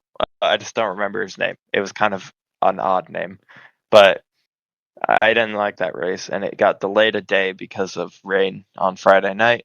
But yeah. Other than that, we had the Supercross Detroit race. I did watch that main event, and Hunter Lawrence, I thought he would win, and he crashed. This is his worst race of the year so far. He finished 14th. He had not finished worse than 5th, I think, beyond this race, and Ken Roczen won. It's his first multi-win season in a while, I think. What they said on the broadcast, I don't remember what, but He's kind of reminded me of Kurt Busch past couple of years. Just one a year, so yeah. It's a weird year Tomac, for Supercross though. So with Hunter Lawrence's crash, Eli Tomac has now taken the points lead in that series. So they do actually race this weekend at the St. Louis Dome. So if you're starved of entertainment and you don't want to watch UFL and you don't want to watch golf, probably nothing else, and Final Four, I guess too. But we all want to watch the baseball. But yeah, if you're starved of entertainment, that's a race that happens. So I think that is all for races. The racing. That took breaking news. Low key, not that long, but yeah, we're on pretty good time. Breaking news. It's because this was a boring week of racing. It wasn't that Yeah, boring. it wasn't. It was Yeah. pretty. It was pretty blasé. It was pretty normal, I think. Daniel But yeah, died. actually, it was a Dumb. below normal week. It was a below normal week. We're just like slightly underwater here. Yeah. Anyways, Yeah, that's okay. Your best race was an ARCA East race. I'd say we had a boring week of racing. I hey, think but the ARCA East race was way above average for ARCA standards. So Which We're just again give is on par with probably a boring race. yeah, whatever. we're just on it today. We're on Anyways, business. This is our business day. first breaking news. We're gonna have the first ever European, the first ever NASCAR Euro Series female racer to make American Series debut. Boy, we're just getting all these stipulations Boy. out of the way last few weeks. But she's gonna make Ariana Hassoli, I think is how you say her name. But she's gonna make her debut in American late model racing with Toyota.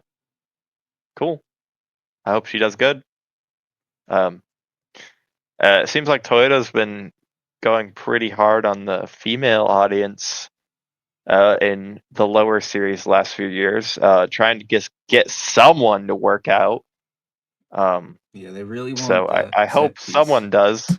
We have some pretty promising people coming up in the ranks. Jade I Avedizian, was going to say Isabella. Abedisian is the big one. Yeah, Isabella Robusto has kind of cooled off lately, but she hasn't even had a chance in a truck yet. So we don't even know. It's so hard to judge ARCA. I know exactly. So other than that, Flow Racing this past weekend signed a deal to put their 24/7 channel on Roku, which they debuted with the Martinsville late model race. I haven't seen any TV ratings for any of that. I haven't even seen any TV ratings for the high limit FS1 race yet. So it's been a few weeks. I hope they were even respectable. But yeah. And that we had Kyle Busch was pretty upset with the way that his RCR cars have been driving lately. And I think this is kind of boiling over at this point for him. You guys have anything to say about that? Put him in the 48. I hope he gets out because it's when Kyle Busch is someone easy to root for or easy to hate, and seeing him in the back, it's just sad. I think he still I has it. can't I hate him know. anymore. Is he where he was 10 years ago, even 5 years ago? No, but he can easily nab a win or two a year. And it's sad that the only thing that's keeping him there is sponsorship. That's the only reason it wasn't anything he did wrong. He was when he left the number 2 guy at JGR. I don't know. It's upsetting.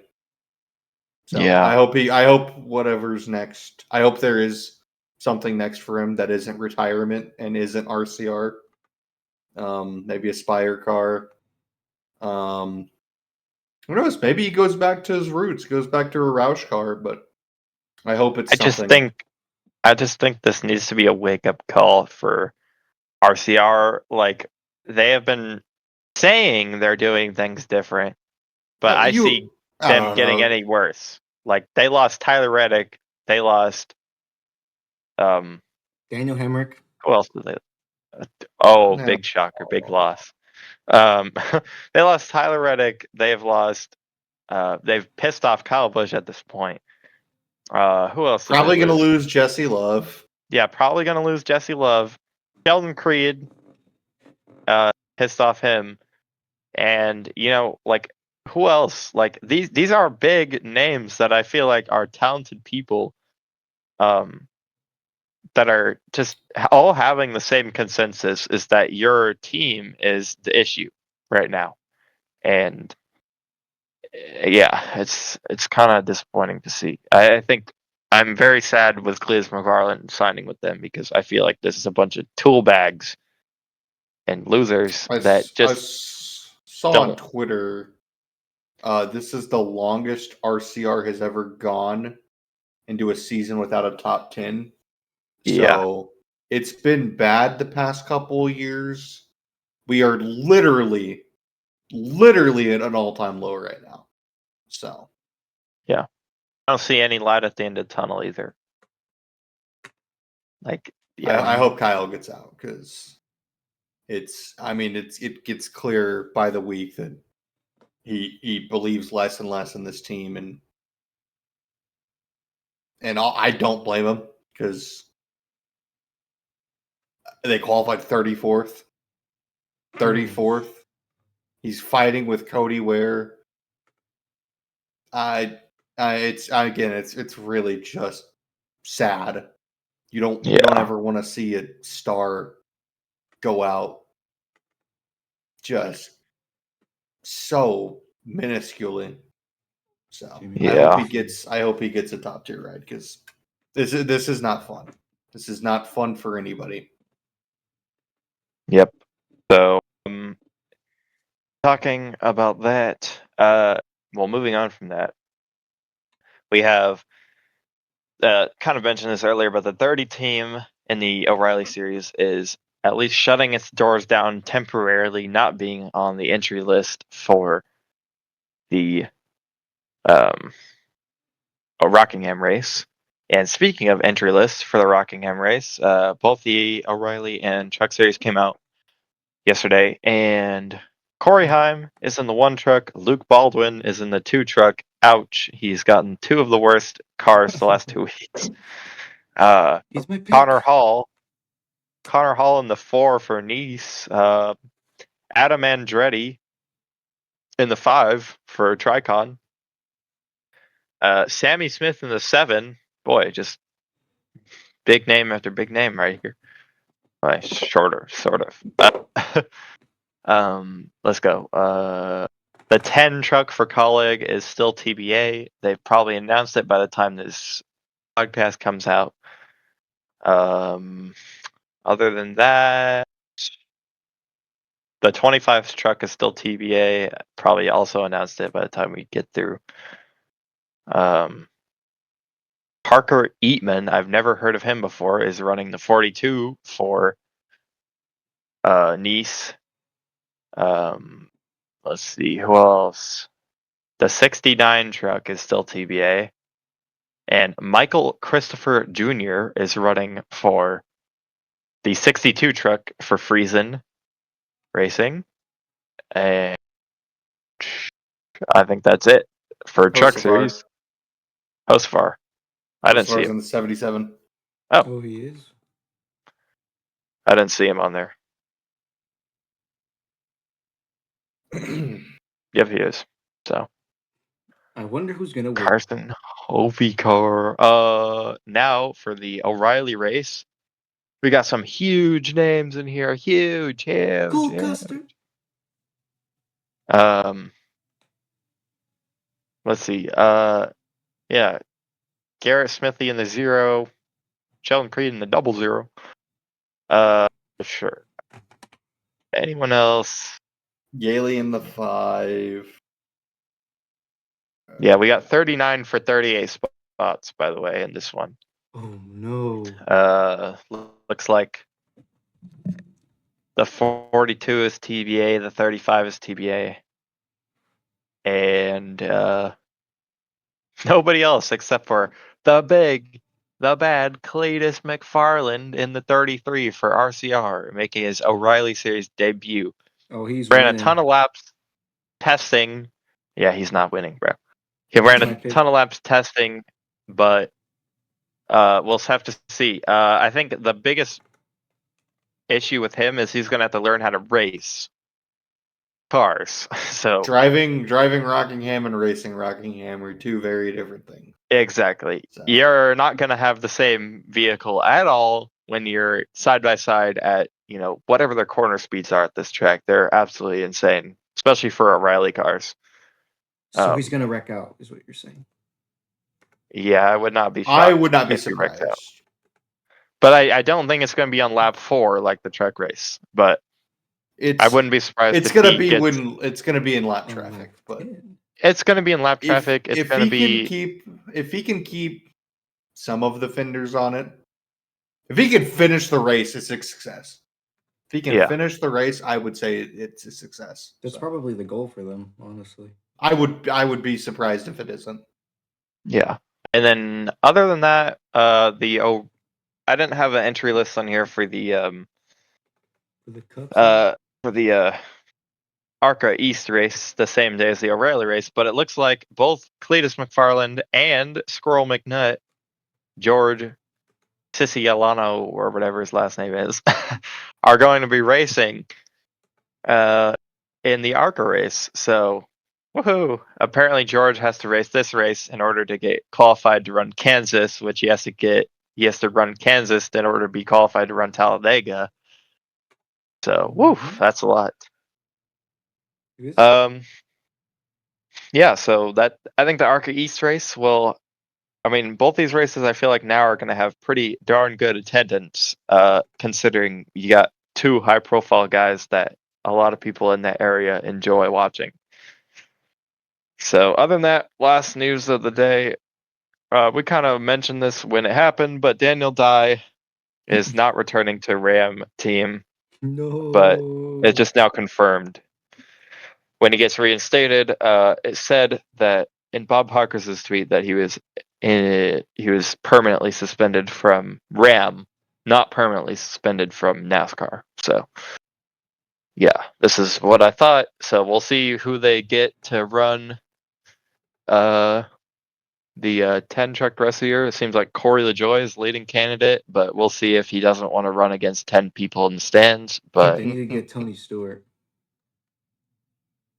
I don't think he will want to do that. I don't think Tony Stewart's coming back. No. One more bit of breaking news. Casey Mears is going for 500 starts.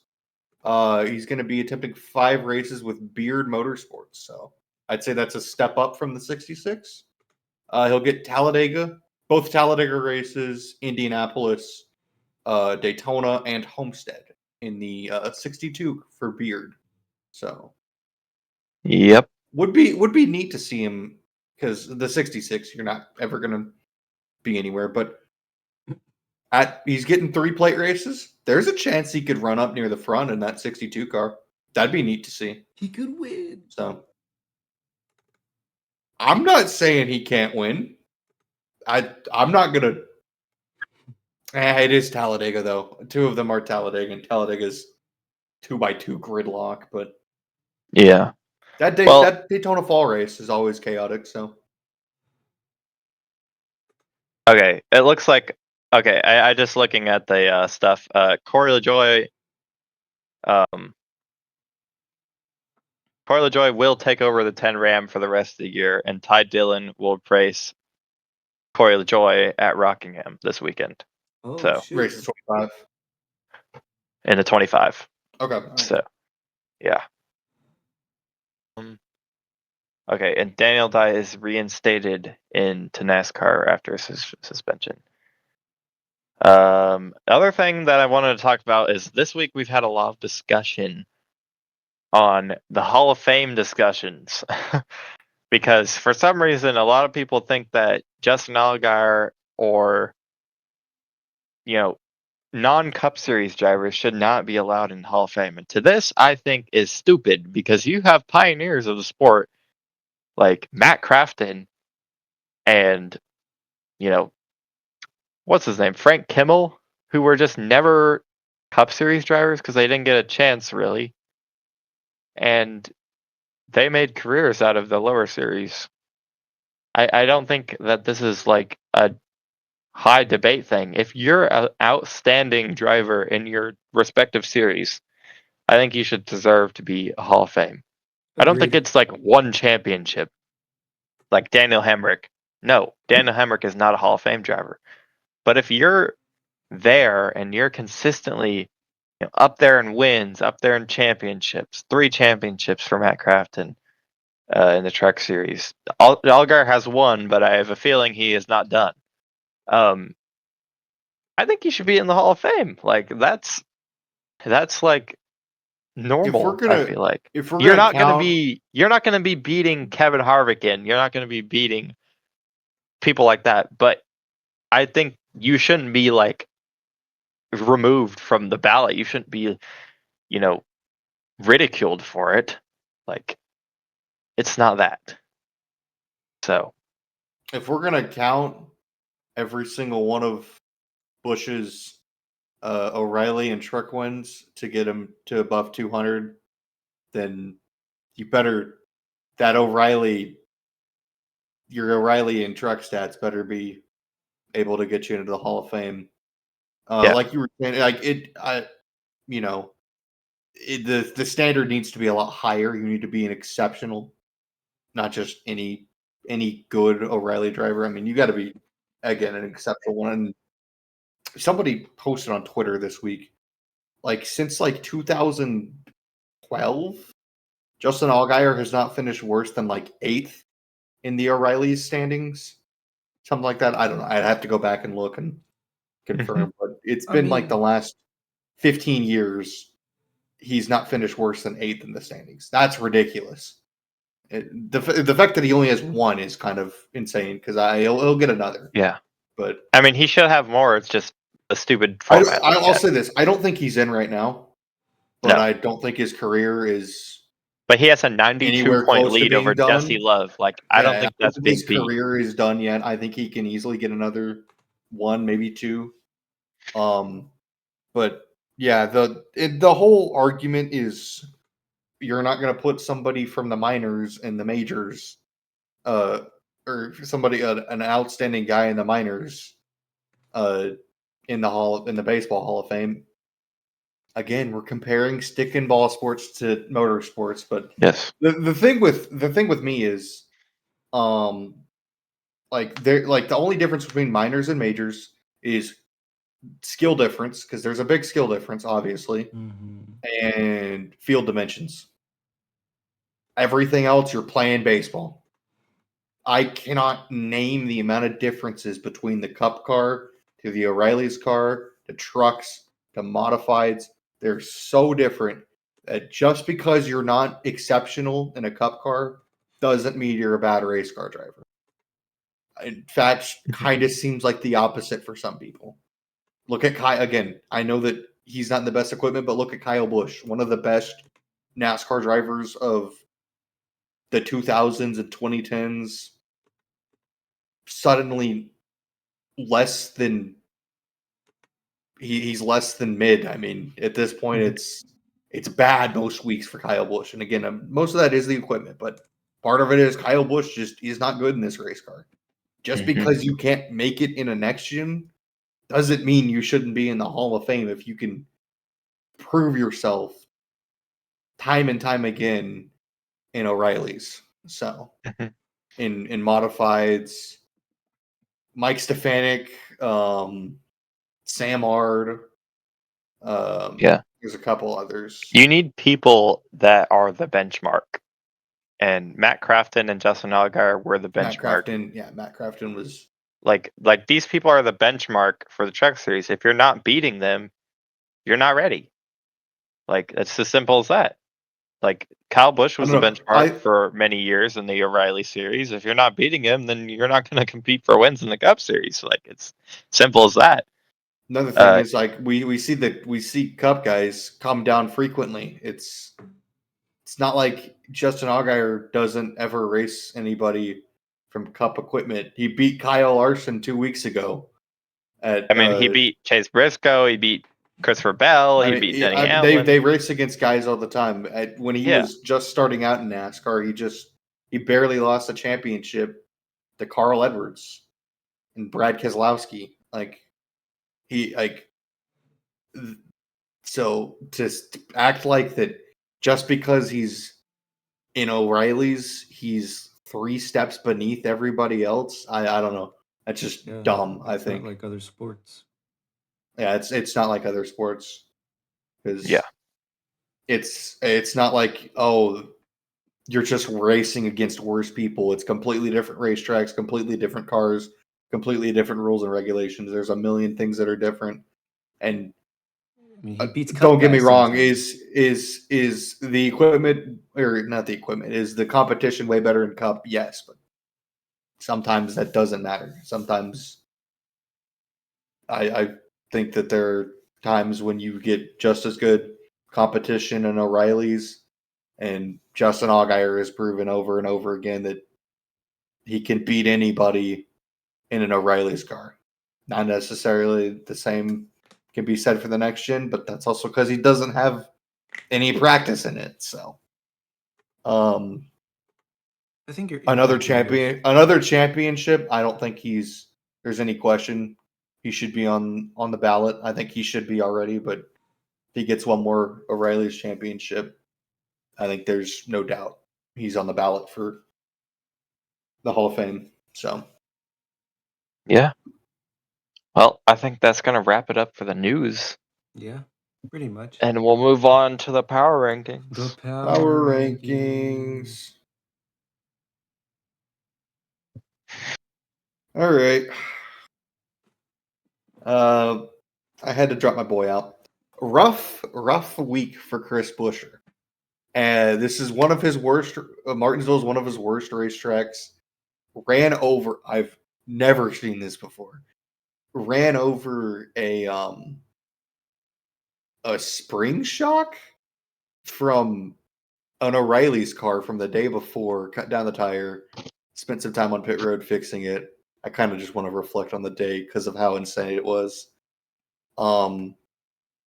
The caution came out a lap after that. Actually, as he was hitting pit road. So had the caution come out a lap earlier, he never would have fallen a lap down. He then proceeded to get his lap back in stage 3. Did so by staying out, which meant he had like 40 lap older tires than everyone else. And he was on the lead lap, then fell a lap down, and as he was being passed by Daniel Suarez for the free pass, like a lap later is when they called the caution for the brake rotor. So twice in this race, had cautions fallen 30 seconds earlier, Chris Buescher would have been on the lead lap and nothing would have come of it. But yeah, that was me wanting to yap about Buescher. The fact that this is what Martinsville was one of his worst racetracks, and pretty much anything that could have gone wrong for them did go wrong, and they finished 19th. I thought was exceptional run for Buescher, but that doesn't excuse the fact that they did finish 19th. So dropping him out of the top 10, but I'm going to give him the honorable mention because this was a very gritty day for Chris and only lost 3 spots in the chase. Still sits, I think, tied for 8th, actually. So, yeah, tied for 8th. So actually, he only lost 1 spot. Yep. Heading to Bristol, Chris has a win in 2022. 3 top 5s and 5 top 10s and 18 starts. 6 of his last 8 starts have been 14th or better, and 4 of those 6 have been top 10 finishes. So good racetrack for Chris. Didn't have great runs last year though. His teammate though, Brad Keselowski, number 10 on the power rankings, has had good runs at Bristol, but this is his 8th worst track on the schedule by average finish. He has 3 wins here, but they came in 2011, 2012, and 2020. So long past those days. 8 top 5s, 11 top 10s in 29 starts. He's got a 15.7 average finish. But the last time we were here, he did finish 2nd. I thought he had the best car and got passed by Christopher Bell late. Actually, probably Ty Gibbs probably had the best car in that one, but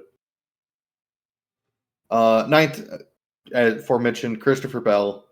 This is his 6th best track on the schedule. Most recent Bristol winner, obviously. 4 top 5s and 7 top 10s in his 9 starts. But with those 7 top 10s, his other 2 finishes are worse than 25th. So he's either finishing top 10 or worse than 25th. He's got a 5.7 or 5.17 average finish in the next gen in this car. So one of his best racetracks on the schedule. Bell's going to be strong. Don't think he's going to have a race winning car, but probably run top 5 is my guess. William Byron kind of surprised me. His Bristol stats are actually pretty terrible. This is his 6th worst racetrack on the schedule, and in 11 starts, he only has 2 top 5s and 5 top 10s.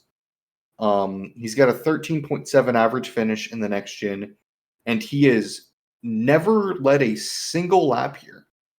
His only laps that he's led here were in the All-Star Open, not in the All-Star race, in the All-Star Open. So, did not see that coming. William Byron slots in at 8. I did forget to mention Keselowski moves into the top 10. Bell lost a spot. Byron lost a spot, and Kyle Larson's also going to drop a spot to 7. Very good at Bristol. Very good. I knew he was good. I did not realize he was as good as he is. He's got an 11.6 career average finish here. 3 wins, 8 top 5s, and 13 top 10s in his career. 7 of his last 8 finishes have been 6th or better. And he had 7 straight until I believe he had a tire go down in the fall, and he ended up finishing 32nd. But he had 7 straight finishes up to that point of 6th or better. And in the next gen era, he has led 946 laps at Bristol. So Larson's one of the best to do it at Bristol, but I will say he is significantly better when tire wear is at a minimum, which it'll be a 750 race. So tire wear is probably going to be a little bit more present. So I don't know that he'll have the best car, but he is pretty good here. Ty Gibbs up 3 spots. 5 finishes in a row of 6th or better for Ty Gibbs. Finally looking like a JGR competent driver. I said after his first or second top 5, it's like we shouldn't be praising him because this is what he's supposed to do. 5 in a row, though, that's impressive. So good job, Ty Gibbs. I finally need to start rewarding for him. And Bristol is a very good track for him. His 3rd best track on the schedule. In his 6 starts, he's got 2 top 5s, 4 top 10s. He's led 440 laps here. He's never finished worse than 15th here other than his first Cup start here in a race where he had steering issues. Looked to have the best car last year and had pit road mishaps, couldn't get to pit road, and kind of derailed his entire race. But this is a good track for Gibbs. If there's ever a place he could get his first win, could be here. Bubba Wallace down 2 spots in the rankings, down to 5th. Bristol's kind of a middle of the road racetrack for Bubba. I think this was a pretty good racetrack for him back in the Gen 6 days, but it hasn't treated him too nicely in the next gen. He's got a 21.3 average finish in the next gen. And in his 13 starts here in his career, he's only got 1 top 5 and 2 top 10s. So Wallace tanked in the point standings, and he's kind of starting to free fall in the power rankings too. But then again, I don't think many people saw him being a top 5 driver this year. So the fact that he's been here for as long as he has been is a shout out nonetheless. Chase Elliott up just 1 spot. The reason why I don't think they had the speed to win this race, they got lucky on the strategy. And then they did hold on to win. So shout out Chase Elliott, but they haven't really had the speed most of the year. And even Sunday, I don't think they had very much speed. So I'm not moving him up too much, but I am going to reward him a little bit. In his 17 starts at Bristol, he's got 5 top 5s and 9 top 10s, and he does have a win in the All-Star race that did not count, but does have a win here. Wasn't a points paying race, but it was a win nonetheless.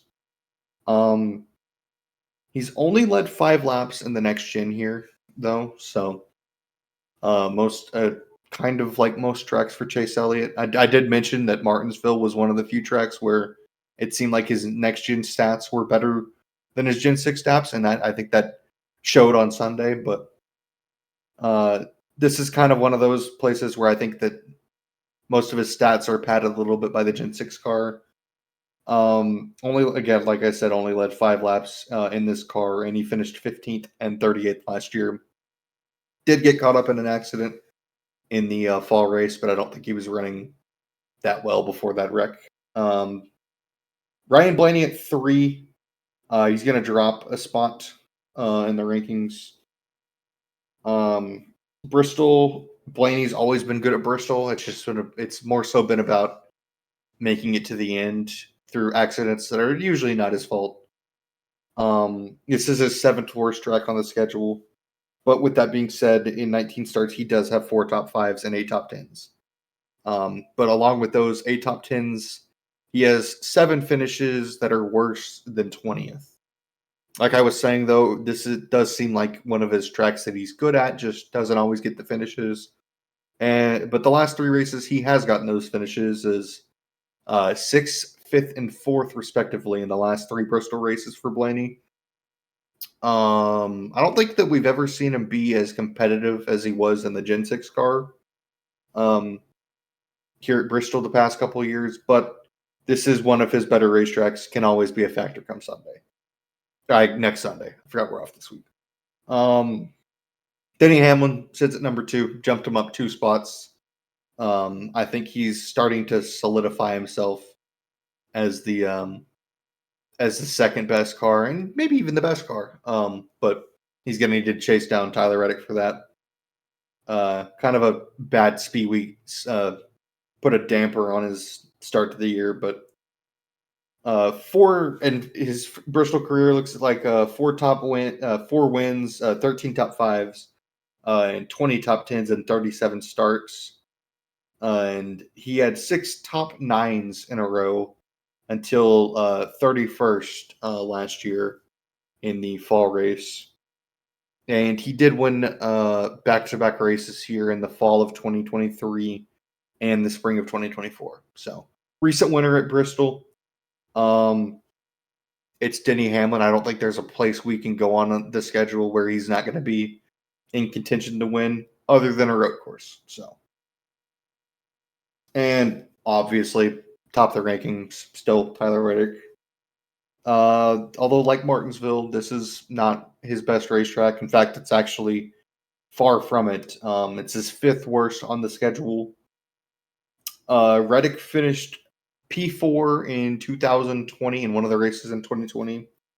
And other than that 4th place finish, his best finish at Bristol is 12th.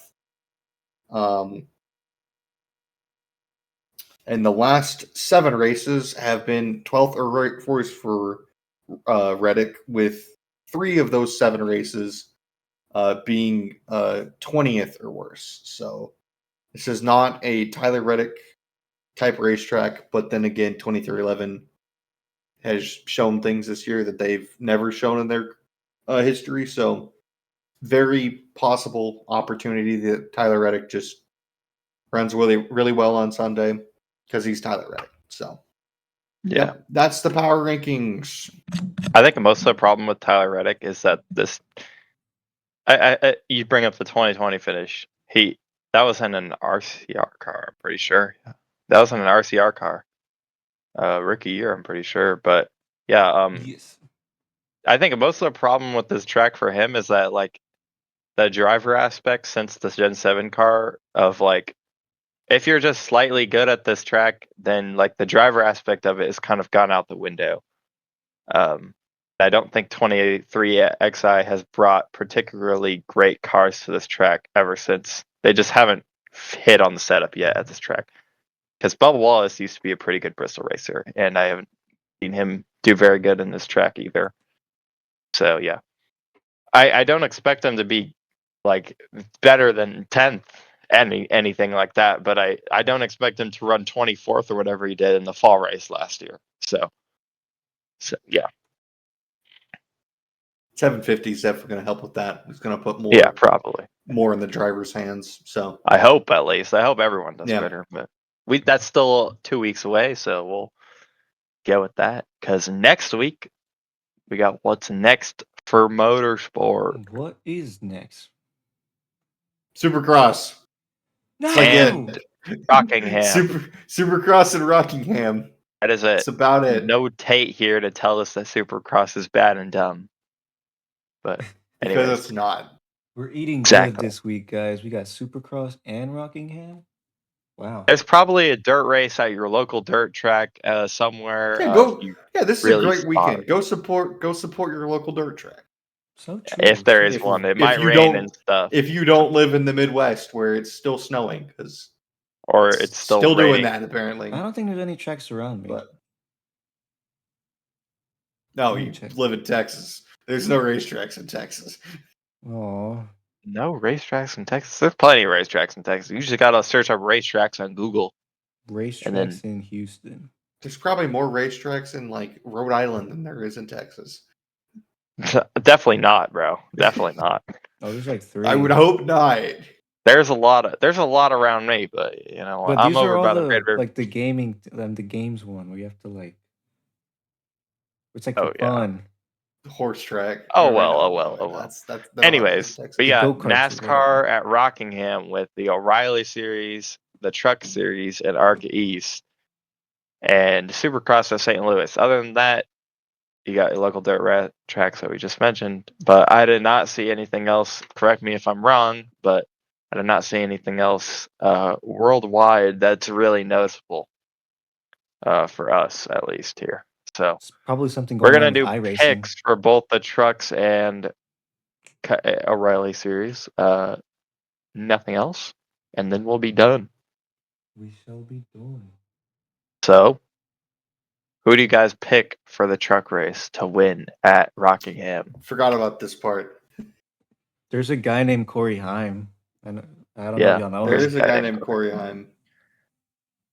Last year, if you remember correctly, Tyler Ankrum won on a fuel strategy finish. Yeah, well, that's not happening again. So Dude, I Is it forgot though? about Tyler Ankrum. You never know. I remember when he was so hyped up. Like when he was. I don't remember Um, that. okay, I think Lane Riggs. I think he doesn't have a win this year, does he? Mhm. I thought he won one race. Did he? I can't remember. Right now. Lane Riggs. Yes, Nope. he does have a win. No, he Okay. didn't. He won the St. Petersburg race. Yeah. That's right. He won St. Pete. I didn't watch that race. That's why. Yeah. I'll say Lane Riggs. I think he gets win number 2 of the year. Yeah. I think that's very, very possible. But you can't ignore the elephant in the room, and that big elephant is Corey Heim. I think he's No. going to be very good. I think He Corey might Heim be. gets caught up in a wreck that's not his fault. You want that to happen. I mean, I wouldn't. I think if Corey Heim qualifies well, he's got a really good shot of winning. So I'm going to pick Corey Heim to win because I'm going to be boring, and I've been boring the last few Boring is weeks, right. and it Boring almost paid off. usually works. Yeah, it almost worked this last Isn't week. Carson Hocevar racing? Unless you pick Kyle Larson, in which it doesn't. Kyle Larson usually doesn't win. Well, he does actually. Never mind. But he Very usually sad. doesn't win boringly. He usually wins by 17 seconds, which is technically boring, but it's not really boring because that never really happens. Or he That's wins pretty a race boring. where he, slad job, something like that. I don't know. Carson But, yeah. Hocevar. That's my pick. I was gonna say, Mhm. if I was gonna go with CH in this race, I would not have gone Corey Heim. I would have gone Hocevar. I like that pick. Yeah. All right, now O'Reilly picks. Who's Cletus winning? McFarlane. Cletus McFarlane. Yeah, nobody. Yeah, nobody. Yeah, no. But you know what? his teammates last year were pretty fast. Jesse Love with a cheated up car won the race and then gave the win to Sammy Smith. Who knows? So what's your pick? What is your I don't amazing know. pick? Okay. I'm not. This isn't my pick, but I'm gonna say this is a very driver dependent racetrack. Parker Retzlaff is gonna finish top 5, but I don't think that's who wins the race. He's gonna have a very good finish. But since Tate's not here, I'll say it. Carson Quapple's gonna win this week. He's like exploding right now as we speak. He's like freaking out. We'll send him. I think it would be we were talking about this earlier. I think it'd be really funny if Carson Quapple won and Tate wasn't able to join the following week. So, Yeah.